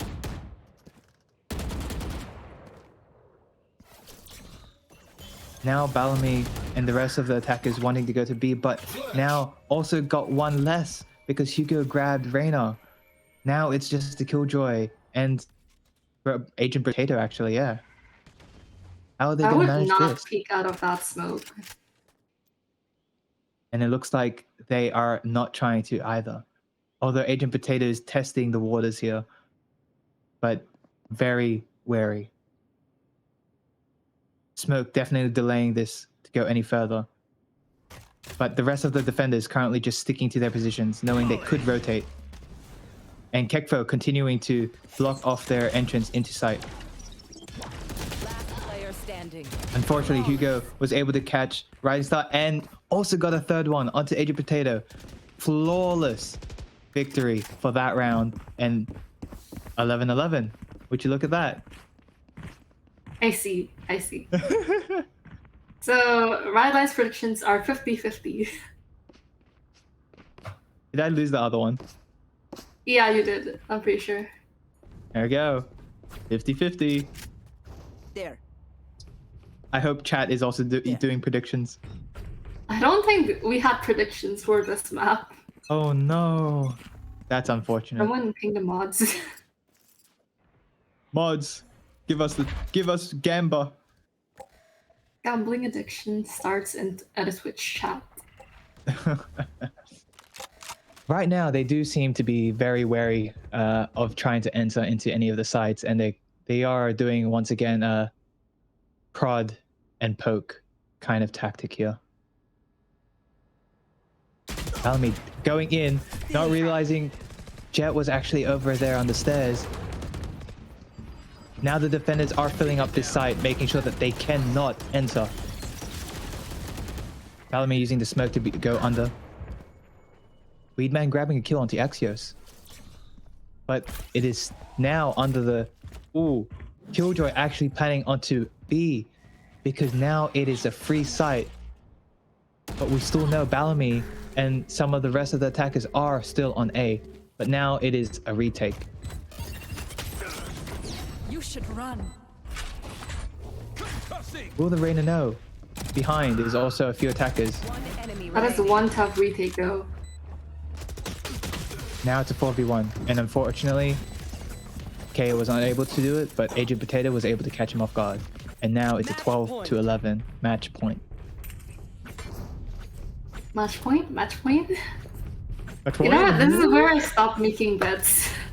That's fair. Whatever wanna happens make a this bet? round happens. I will say personally, I would like to see a 12-12. But anything happens. We'll see. Right here. And now with match point, we have the attackers, Papa Clan, going towards B site. Ooh. God King unable to get converted kill using utility there. And now Kekfo trying to use the smokes to try to delay the push further. And through that, the attackers actually rotate and read that the other defenders are rotating to B.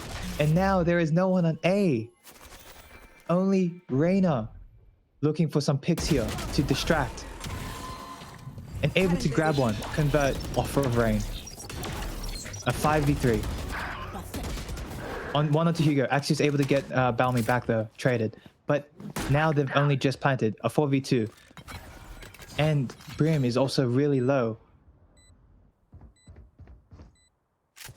Ooh. Last player standing. No, unfortunately, Kekfo pulled out a utility at the wrong time, got timed there. And now it's a 4v1 retake for match point. You pull out the iPad at the wrong time. Yeah. Kids these days always using iPad. And now that is a 13-11 for Papa Clan on our first map, Fracture. Honestly, that was a really intense game, I must say. It was very really close. was. I could definitely see it go to 12-12 and further overtime, of course. But now we're going on to our next map, of course. But before that, what did you think of that entire match? Like, what was your opinion, I guess? I was just going back and forth the entire time. Like, okay, a part of me has like genuine like I'm really impressed by like a good Reyna main, but at the same time, like, oh my god, that's cringe. Yes, we did have like two really impressive Reynas on both teams, and their statistics do not lie. And maybe we'll see some more in the next map, which is Lotus. I don't believe we've seen that too often, at least in amateur, and I don't think we saw it at all in We Premier. saw it like one time during groups in amateur. Yeah, and it's as a new map, you definitely at least got to see how it kind of plays well with the competitive scene. So I'm glad we're able to kind of see it in the finals here. But for now, we are going to obviously take a small like break so that we can let the teams chillax, talk about it, and also get ready for the next map. And in the meantime, I suppose we'll be going for a break on our side. Yes. So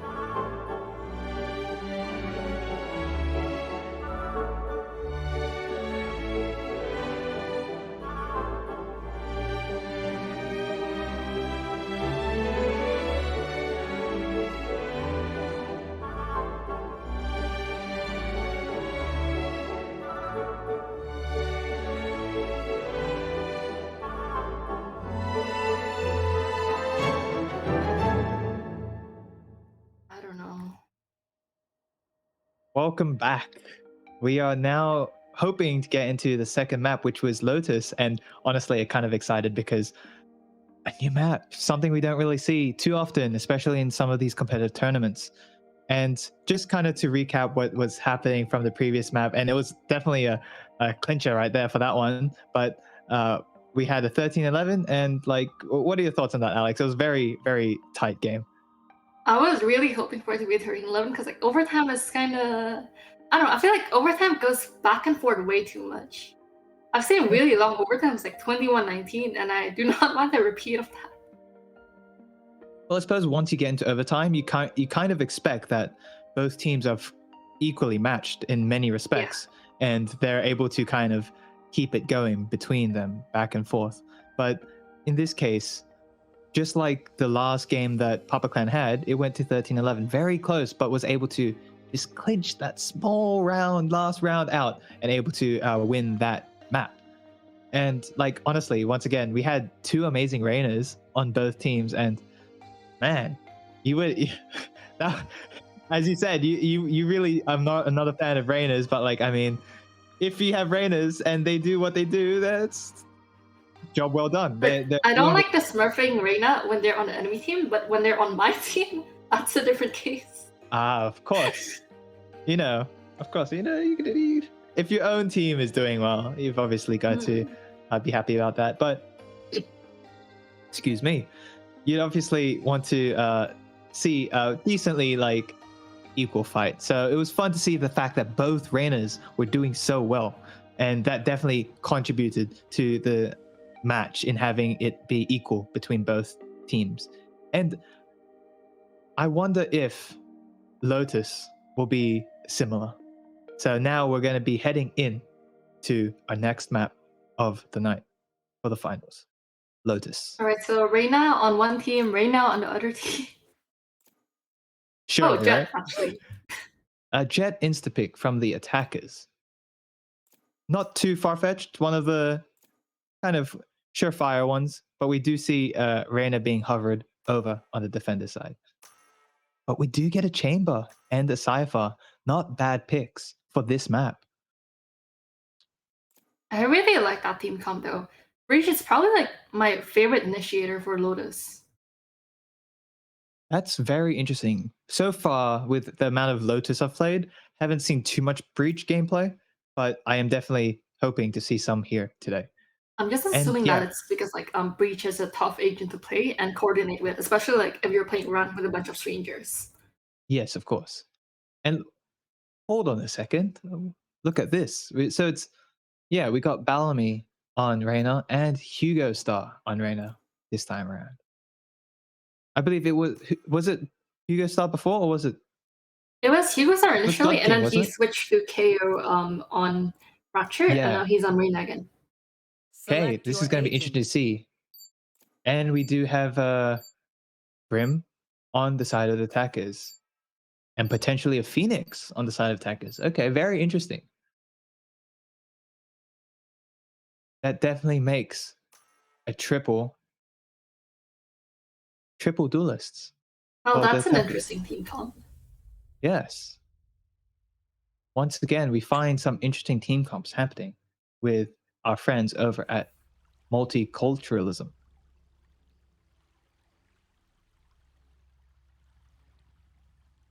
What are your kind of strats you would employ on this map? Because I think it still hasn't been enough time to kind of nail great strats, maybe some good strats. Yeah. I have 0 strats on Lotus. I guess. Okay, I'm gonna sound like a hypocrite, but I normally lock in Reyna on Lotus because I don't know how to play the map. Because it's just like, okay, kill, heal, kill, dismiss. I see. I mean, that's not a horrible plan, but yeah, I would call that a little bit hypocritical, considering Yeah, I'm that you still hate learning how Reynas. to play Lotus. I'm still learning. Fair enough, and that's the point. Now that we're seeing some amateur gameplay, not like we have like the Valorant amateur literally here gameplay of Lotus, maybe we'll see some interesting strategies play out. So they are now all 5 stacking A, and Hugo able to grab the kill and convert it off of Balamine, grabbing the other Reyna as soon as possible. And now they've actually taken over the site, pushing back the breach into spawn. Now it's a retake, coming Spike back planted. from the attacker's spawn actually.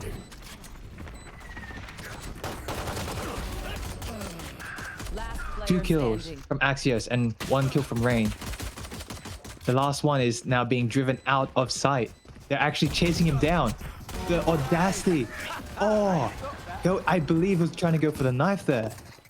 The audacity of multiculturalism there, not gonna lie. But that aggressive nature is something we see over and over again when they're in attack.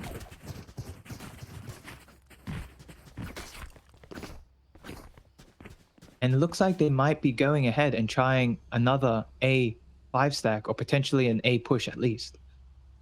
Yeah, we might see the Phoenix go lurking and try to pick someone out from behind because they know they had people come from their spawn last round. Careful now. Yes, putting down a bit of util to try to catch the chamber off guard. But now we have 3 defenders moving from mid into the attacker spawn. And now they actually are, they might be undecided. They might be actually going towards the Phoenix. He's doing his job and actually bringing away the attention off of A. And now the other attackers have full A control with only the breach stuck inside the little tree area. But now it's still a 4v3. Yeah, it's a small tree area, isn't it? I don't blame you. I think that's what it's called. Don't know the calls Spike either. planted. I think it's called tree because I saw it say tree.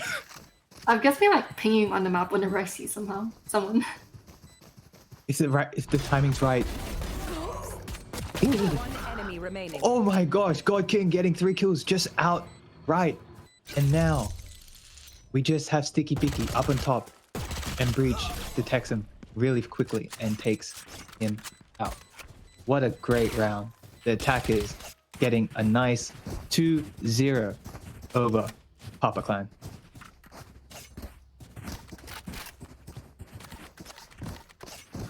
Yeah, it's looking like bit of a lead for multiculturalism so far. Actually, with like going 3-0 so far with on Breach, which has surprisingly worked well, especially with his util on this map. Oh yeah. No, honestly, that is. Don't hold back. Now I'm actually surprised, like that I haven't seen more Breach players on my Lotus games. Definitely something to not scoff at here. But we do see a similar strategy, but now I don't believe they're going to be starting to rush into A.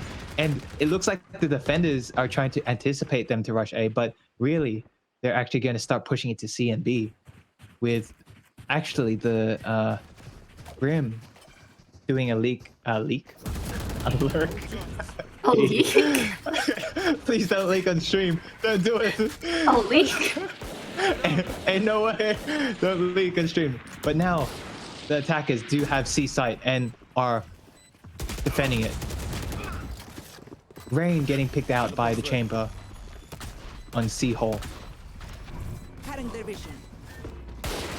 do see Bellamy coming out from the C door here and able to grab the other enemy remaining. Reyna. Now it's a 4v1.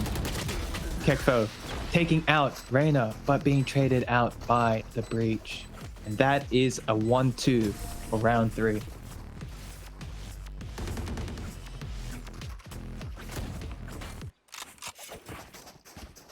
That one, I think the defenders definitely, Papakan definitely was able to kind of, I guess, not get picked as much because that was able to, that helped them retake Site C, especially gain an advantage with, I believe it was a 5-4 and then like 3-2, something like that. So they had an advantage over the attackers once they were trying to retake C.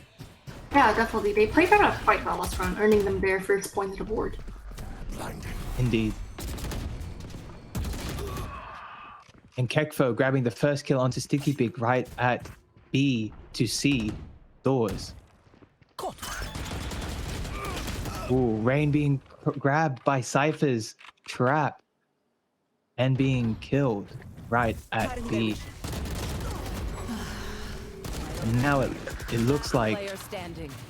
Spike down. their focus is around A, with only Kekfo being the last one to be able to try to grab it. But defenders pull through and are able to bring it to a 2-2. Nice even score once again. Head to head again. What, you reckon We this love map's that. gonna be overtime? I reckon it might get close to it, but maybe similar to last time, a winner will be crowned at the end. Mm-hmm. So perhaps just on the tip of overtime. We'll see, we'll see. And now It we might do be see, another like 13-11 again. yeah, perhaps. Looks like the attackers are going full C, 5-stack into C, and there's only the chamber to defend. And now the rest of the defenders have to rotate. Now they're doing it quickly, but they might not get there in time to keep the chamber alive. But they did smoke off both the entrances, so this may be a 5v5 retake. Phoenix able to push out and flash. One enemy remaining. Ooh, 2 kills by Rising Duck, 3 kills from Rising Duck. Able to Rising clutch Duck. that out and take it so that they get the defuse in time. That is great. That was an amazing play. Rising Duck. Oh, sorry. Rising Dusk. Same thing. Rising Dusk's shots connected really well. I apologize, Rising Dusk, but I think I'm now obliged to call you Rising Duck from now on. So that's what I'm going to call you. But now that was great shots there, especially some of that spray transfer. So that brought them to a 3-2 there. That was brilliant gunplay right there. Oh, this is a nice spot. And it appears that they're going to do another 5-stack into A.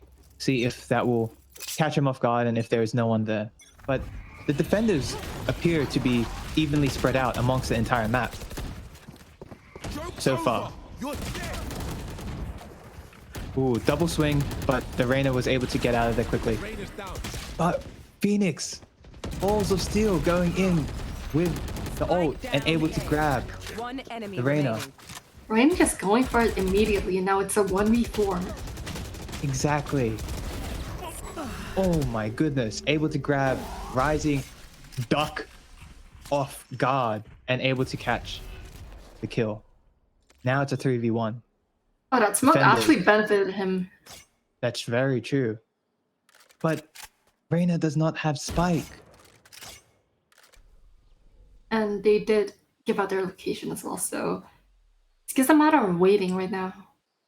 And Breach is actually keeping an eye out for a lurk around.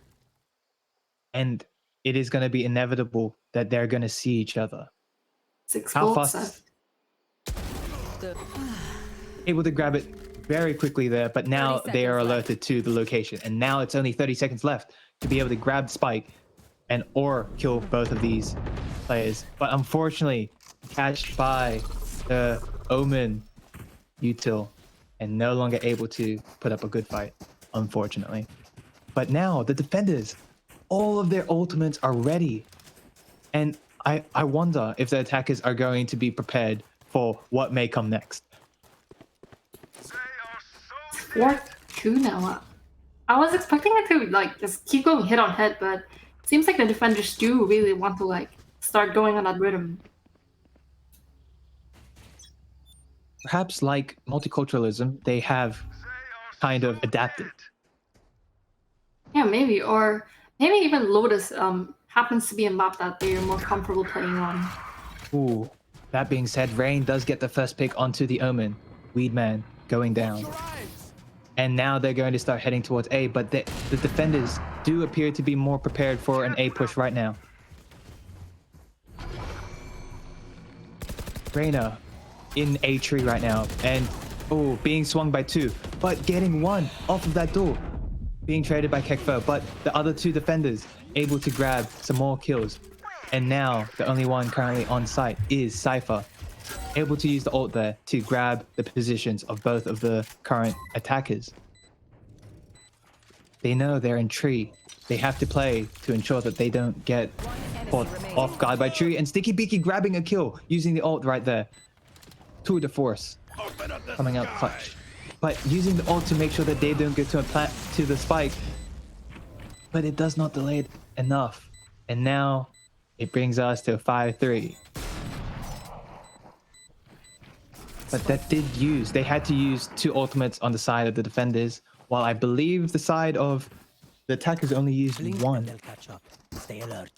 Correct me if I'm wrong, but for the time being, we do have a 5-2.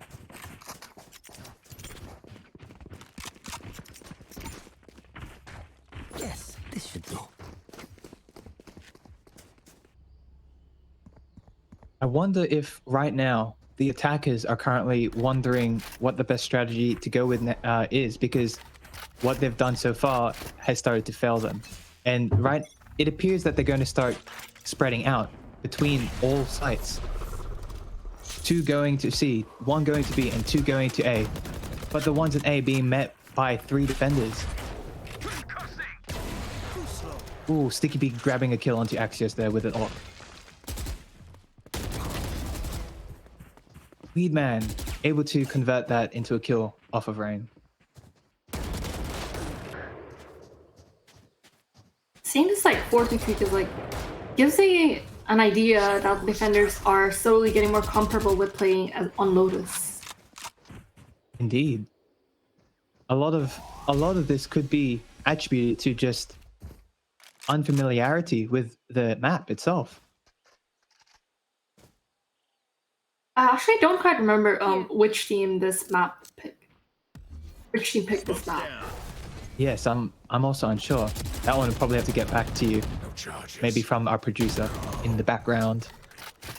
But now it's a 2v2. They were able to convert 2 kills off of defenders, but both of them have chipped health, especially the Brim. Really low on health right now.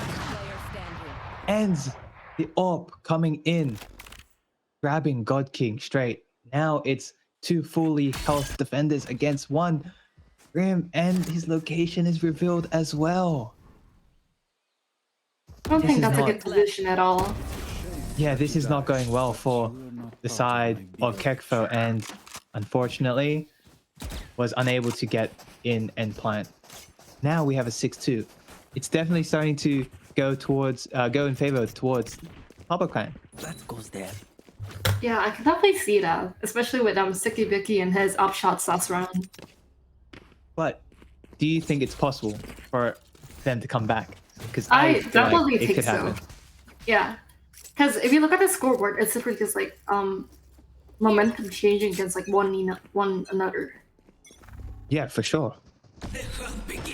And they are actually going to rush into B this time.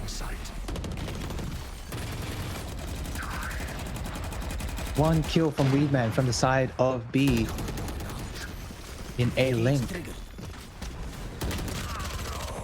Ooh.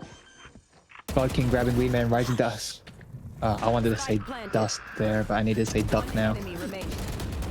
Oh my. Balamy getting Axios and Slibiki getting Kekfo. Now able to defuse. That was a very quick round.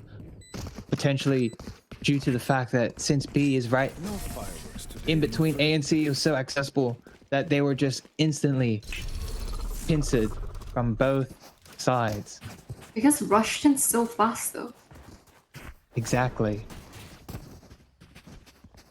But as we see in the scoreboard, Sticky Bicky doing real well, especially with the AWP. As a Tour de France user there, now you have like Tour basically de France?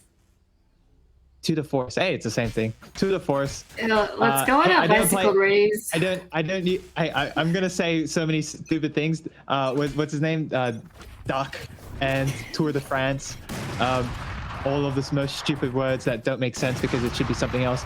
But no, as Sticky Bicky is playing with an AWP, if he gets ult, his ult gets 2, and that's going to be very deadly. But here the attackers have taken C site and now have actually smoked off C link. But Rain is actually making sure that they don't go into the B connector into C, and that is a very strong position to play on. Unfortunately, was taken out by Agent Potato. And now it's a 4v4. Agent Potato unfortunately got taken out by Hugo Star there, but now we got a Brim ult being used to delay the attack. Because attackers, yes. God King having to clutch us up, grabbing a single kill, but unfortunately was unable to grab the defuse at the same time. Because Diffuser. 8-2.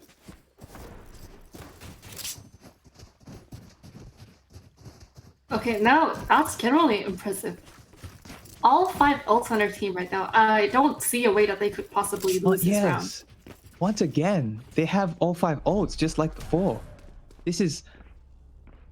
They're going to be frightened by how many ults they're going to hear in chat if they're all used at once as well. But I do have a feeling that they're going to just use it in a very light manner here. We have the Tour de France. Sorry, not France, Force. Oh, it's already 3v3, 2v2 straight out of the gate. We got the jet knives coming out to ensure that they don't push in, and the smokes coming in from Brim. We do have Chamber coming up, lurking from behind. And we get the Cypher ult, finding the positions of both of the attackers. But it won't do much good when they are so far from the site right now. As long as they don't go into the line of fire of Sticky Bicky's Tour de Force, they should be okay here. But God King does also have an AWP. But Just looking the wrong way. Right now. Sticky Bicky using the Vandal. God King whiffing that shot and having to pull out the knives. But pincered between Brim and Jet, allowing them to go up to 3. Last round in the half. Now we're up to the last round. Spend it. I know I said that there was no way they could possibly lose that round, but appears to be that 2 ults went to waste. Yes, indeed. And that's to the attacker's advantage. Multiculturalism. Although having only 1 ultimate right now in the ready, they don't have to deal with 2 additional ults from the other defenders. Papa Clan only having 3 compared to 5.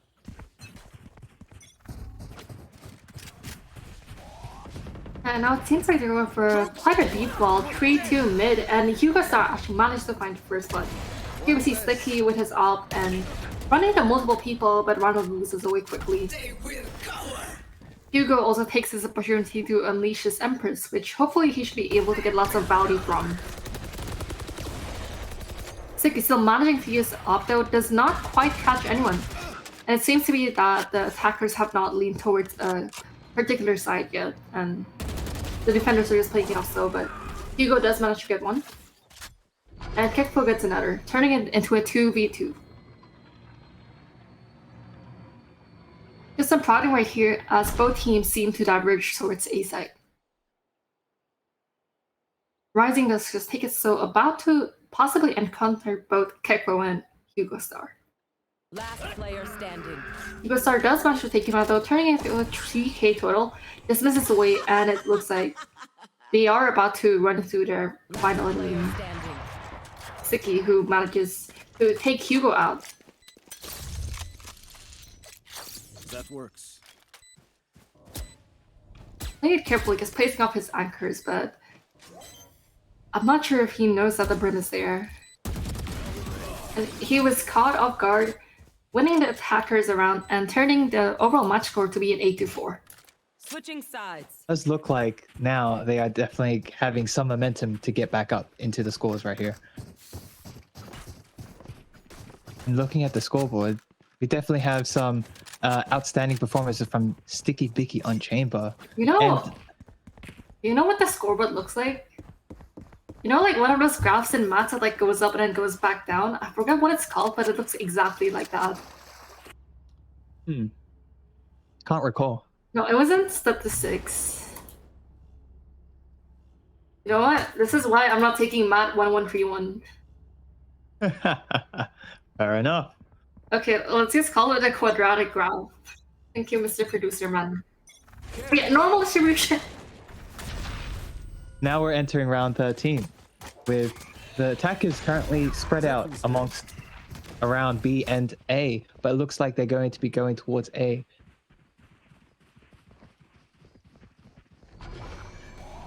They have not planted so far, and now the defenders are actually surrounding the site.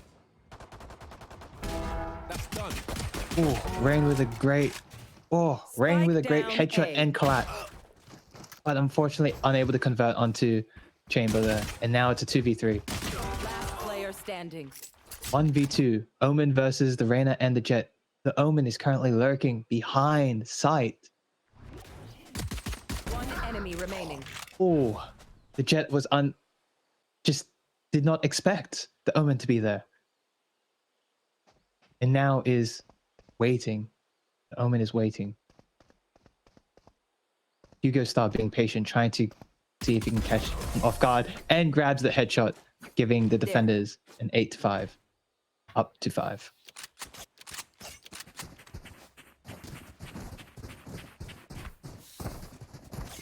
You reckon it'll look exactly the same? Defenders win 2 rounds and then attackers win. If multiculturalism is a bit better versed at the defensive side of this map, then perhaps. I honestly could see that happening. Is that a... Okay, I was going to say, are you bringing out an Ares here? No, it's just trolling. I hope it's trolling. Ooh, Godkin getting a quick shot onto Sticky Bicky and grabbing that kill there. Taking out the most potentially killer agent on their team. Ooh, Axios bringing out Yuto at the wrong time. Almost catching death himself. Hugo trying to go into the back lines and cause chaos. Able to grab 1 kill and escape without being harmed. And now, it's a 1v4.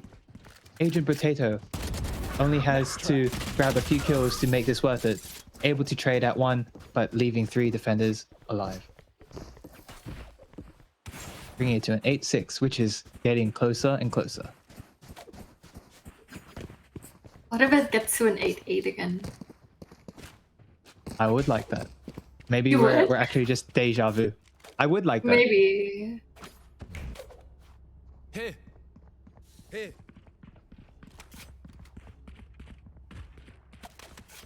Looks like they may be trying to go towards a more of a C push here, but with some people causing some distractions over at A. But Kekfo, having some information already, begins to block off and smoke C. We have Reyna and Phoenix going in to try to lurk and grab them off, catch them off guard from behind. But now Cypher and Reyna are actually coming back from C and now caught Rain. That really could have had potential though, that lurk coming out of Rain. Indeed. Hugo hearing the footsteps. But unfortunately, Almi was the better Reyna at this point in time. And now it is a 5v1 defender versus 5 attackers. Just And they are all spread out in B. Balmy grabbing that kill and having a flawless round. Ultimate is ready. Bringing it to a 9-6. Not a bad score to have. Oh, this is a nice spot. The scoreboard is honestly looking really insane. Indeed. And I guess this map is not as not a great map for Reyna compared to our previous map in Fracture. Maybe, but there could have been external factors as well. I would say Reyna is a normal fit for this map. I think that makes sense. Definitely have Hugo Star trying to pause any push in towards C, and it is working, delaying any of the push from attackers. And now, the attackers are split between A and C, with some of the defenders currently keeping A from being planted on, and Reyna holding on C. Axios unable to get that quick kill, and Sticky returning the favor by getting a headshot with a Vandal here. 4v3. Cypher using the ult to get more information on the 3 remaining defenders, and they see that they're behind the smoke. Able to get that kill, bring it to 4v2. Player standing. Confidently walking into that smoke, able to get a kill and also receive a death on their team. A 3v1. Reyna coming up onto the A stairs here, seeing if they can get maybe a pick potentially, but I don't believe the Reyna I think saving might be the move defuse here. Exactly, yeah. I believe Reyna is definitely looking for picks, exit picks here. Decides to run off as soon as possible, unable to grab one.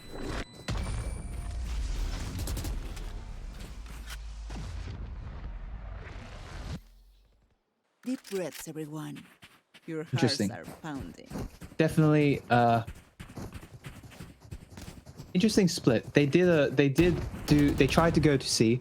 I believe they went 3 to C to the A, but then Reyna really held the ground. Hugo held C real well, and so they went towards A. Now we do see kind of a similar scenario where the attackers are splitting off into a C, A, and a bit of a B push, potentially from Cypher. But Hugo currently sticking to C and holding. You're done. Grabbing one, converting Weedman. Trying to see if he can get Balmy. Using ult to try to get it confirmed.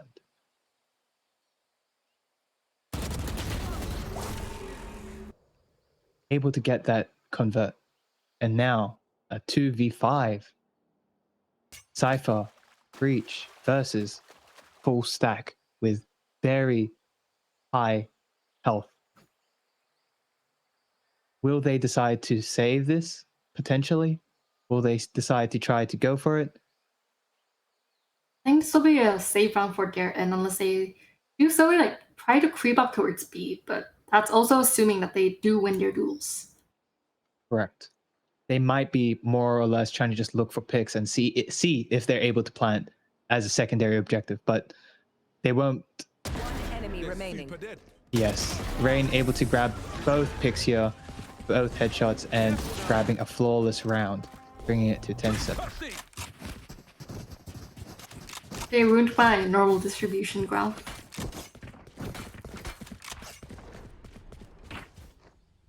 Of distribution graph. That was actually one of my more favorite ones out there, but like compared to what we kind of learn nowadays. It was my favorite part of maths during high school. Honestly, hey, visualizations always I kind of cool, like drawing them. Yeah. But now let's see if Reyna can draw all of the attention here. Now we got Hugo Star, unable to actually hold C this time, and now has to bring Phoenix in from the side. Rain using the ult to try to grab some more picks here and make sure that they don't plant. Able to grab one with the ult, and now Rain has also killed Sticky Baby. Sticky Sticky Picky, not Spike Sticky Baby. planted. Weedman grabbing kill on Rain there. Now it is a 3v3 as Kekfo takes on Omen. Breach with only 20 HP, and it does get converted by Rising Dusk. Kekfo able to trade. But will he expect Reyna on the right side? And yes, he does. Now it is a 1v2. Breach currently on the C main. Using the ult to try to delay the defuse. But will it be enough? We have the Rain. Oh my. The Jet. He does get it. Able to clutch it out and grabbing the Jet and also stopping the defuse at halfway. Brilliant. 11-7. This is one of like the better Breach plays I've seen so far. Indeed. He's very coordinated, and you can see like by the amount of assists he has, like there's been a lot of help going on like between the team members. And a lot of the Breach utils really do, especially on this map, need to be more coordinated than maybe most other maps, as you do find yourself needing to make sure that it actually gets, you know, utility. Yeah, definitely. Ooh, interesting choice. Grim ult to stop any A push there. Ooh, Once Sticky Picky again, grabbing Grim ult another kill doesn't onto quite C. find anything though. Yes.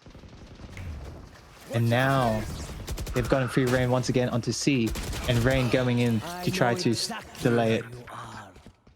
Cypher to ensure that this goes on and wins. They use Cypher ult and they get a flawless on the side of Papa Clan. 12-7. Match point. This is the part where 24-10. we don't make predictions. Once again. Sticky Bicky with a KDA of 24-10. Very Honestly, impressive. But it's a chamber. I swear, Very like true. playing chamber makes you a different person. And Chamber on this map, you definitely have a lot of long sightlines to play with. Many that long as well. sightways. We see here they're currently doing the poke prod technique, and Axios grabs a martial kill off of Sticky Picky. But we do see the spike currently on mid of spawn for the attackers. And it appears that they may try to go for mid or B site. Nice shot onto that corner there, but was traded out by Rising Dusk, not Duck. Oh, you finally changed your mind. Yeah. Because I'm actually, I've been forced to read. Look at Hugo. Look at Hugo. Hugo's jump peeking. Very, very dangerous, but I guess having fun there. And He's potentially surviving. may have caught off guard. Maybe actually they heard Hugo jumping in the water and decided to go back to B, Yeah, maybe. which actually helps them delay the game for even longer, forcing them to kind of go towards B here. We have the Jet currently sitting on the angle for B main. 30 seconds left. They have to Yeah, looks execute like real quick here. Everyone's just waiting. Oh, the flash not being able to reach anyone, but Rising Dusk was able to get God King and take control of B site. Jackass. Kekfo grabbing a 10 kill seconds onto left. Agent Potato. They're trying to plant as soon as possible, but they're able to get it, and defenders win to get an 8 onto a 12-8 match.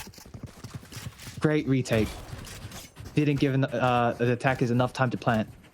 Choosing B side was quite a risky decision, I would say. Like, it's the side that's the hardest to defend after planting the bomb, in my opinion. I agree, and perhaps they might have gotten scared away by the splashing sounds at C and Yeah, decided that too. perhaps we should try go for B, but that was potentially a misstep, and that caused them that round. Yeah. Fine, they got this round, right? We have both breaches using some util here, but it appears that they are still unsure of which side to go to, B or A. The spike is currently still at spawn. Ooh, attacker is able to get 3 kills, and now it's a 5v2. exactly where you are. Cypher able to grab an ult here, getting the locations, and now a 5v2. They are currently at A. But the spike is not yet there. Yeah?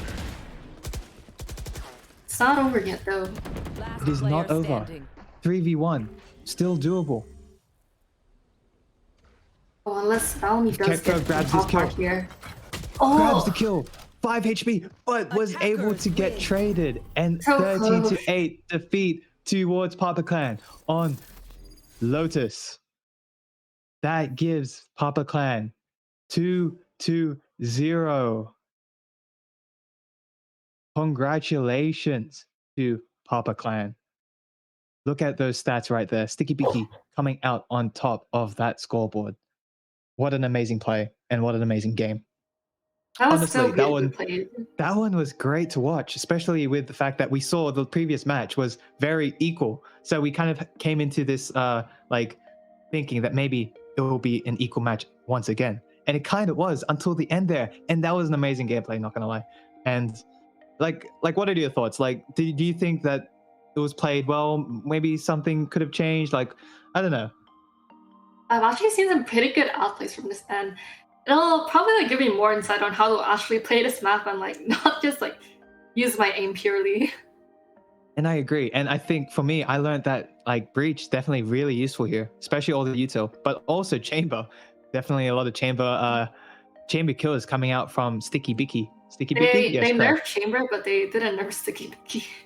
Yeah, Sticky Bicky's still out there running chaos with Chamber. And I can't forget Rising Dusk, not Duck. Just gotta remember that for the next time. But that is a win towards Papa Clan, and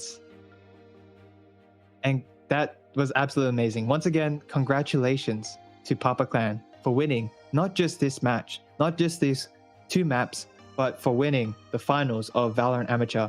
And what did they get? Do you remember, Alex, what they get for their prizes? Aura's nice.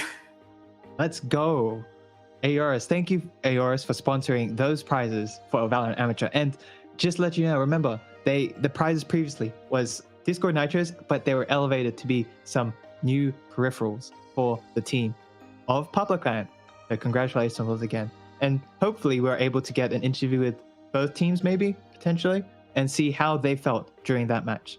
But right now, I think that basically kind of concludes the Valorant, like, I guess, arc for Contenders Cup this term. We've got our winners for Premier, Hogs PTY Ltd. They were able to win against low profile, I believe. So congrats to them. They get 5 monitors. Amazing work. And now we have our winners for Valorant Amateur for Contenders Cup 2023 T1, which is Papa Clan. And so I guess we're gonna just chillax and wait for some interviews to happen. So I don't know. That was for both of those games. They're pretty fun to watch. Like out of like multiculturalism and Papa Clan, I guess. Did you find anything interesting over the course of both maps that was interesting to see? Like maybe some of the strategies they employed or some of the kind of The way they tactic? play Lotus is very interesting to me. Like it's not like your style like 2-1-2 setup. They often like try to like lurk or like peek out for info before like going headfirst into the site they intend on planting out. No, yeah, absolutely. And like for multiculturalism, for over the both of the maps previously and the match with FMA, I would say they were definitely a lot more aggressive and were better at the aggressive like attacking side, and that showed, especially with Papa Clan, because they did do a lot more aggressive attacks and were able to actually get some conversions and points onto the scoreboard because of those aggressive pushes. However, the winners are Papa Clan, and we do have our interview ready. So let's go into that as soon as possible. Welcome. How do you feel to win the Valorant Amateur? It feels good.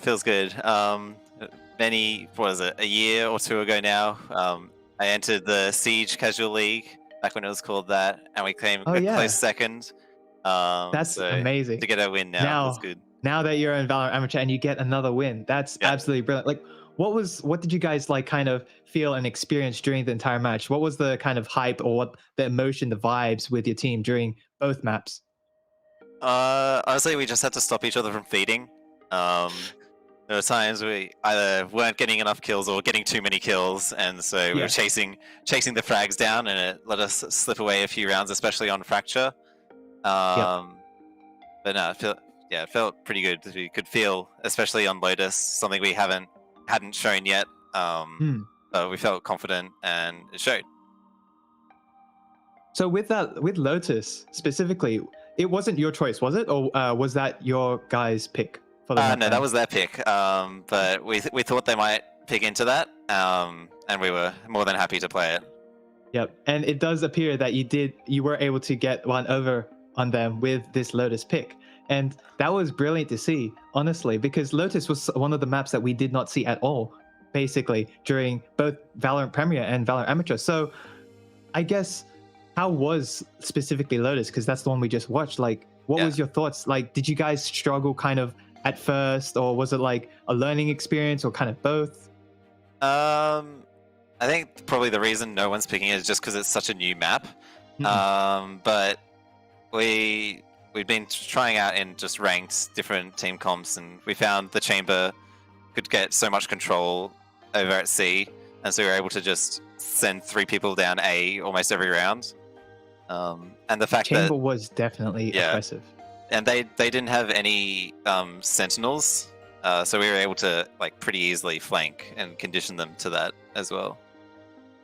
Brilliant gameplay there. And I guess to kind of give an ending to this, how do you kind of feel about your opposition, your multiculturalism, especially with the fact that it was a change with the DQ with FMA? Like, how do you feel with them? Nah, it feels good to have 2 teams from Group A, obviously the better group in during the group stage. I'll just say they played really well, kept it super close, and it was just a lot of fun. Awesome. Okay. Well, do you have anything else you would like to say both to us and also anyone watching on Twitch? I guess just thanks, Peter. Thanks, Peter Papa. Okay. Congratulations once again on both winning Valorant Amateur 2023 T1, as well as the prizes that you get that were upgraded from the Disco Nitro to the Mice. Thank you. Thank you. Thank you. Okay. I am wondering if we're going to be doing an interview with the other team. I'll have to double check on that. But yes, I would like to see an interview with the losing team to see what their opinion is on those matches. But honestly, amazing gameplay and amazing match to watch. Especially across the entire amateur, Valorant Amateur, we had great games to kind of watch, especially with some of these maps that you don't get to see in Valorant Premiere. And honestly, kind of gonna miss it, especially when we're gonna start going to a Contenders Cup League, which personally I don't play League, so I can't say I know much. That's a lie. That's a lie. You do play League? Well, you did. No, I don't play League at all. I don't play any of those types of games. But I play Overwatch, and that's the one I am personally into, and hopefully get to see some good games and good matches against some of the Overwatch 2 teams we have at UNSW. And honestly, it's been a while since we've had some Overwatch gameplay, ever since Overwatch 2 has come out, and honestly looking forward to it. And hopefully you guys are as well. So I guess, unfortunately, we won't be able to get those, the multiculturalism, gotta get that word one more time, into chat. But that basically ends it here today. And I guess we can take a quick look at what we saw in the brackets, if possible. But we basically had our 2 finals with Papa Clan versus Brim Daddy. Brim Daddy versus Papa Clan, great game there. That was a very close one as well, 1-1, and then a decider match which got Papa Clan into the finals, and an FMA versus multiculturalism. But unfortunately, FMA had to be disqualified, and that brought multiculturalism into the finals, and actually made the game between Papa Clan and multiculturalism pretty close, considering what just happened. And yeah, honestly, that was a fun finals to watch, and hope everyone enjoyed watching that today as well. Any last remarks, Alex? Yes. I have a giant teddy bear to show. Oh, true. Gotta show that giant. All right. Look at that. Oh, look at that guy. That is actually massive. Holy. He says, "Congratulations for winning UCC." There they go. For all the Papa Clan members out there, Big Teddy says congratulations. And so do we all over at UNSW Esports. So that is all for tonight. Thank you for tuning in to UNSW Contenders Cup for Term 1, 2023. And thank you to our sponsors, Aorus, for bringing us amazing prizes and amazing support for our event today. Thank you for coming to watch. Goodbye.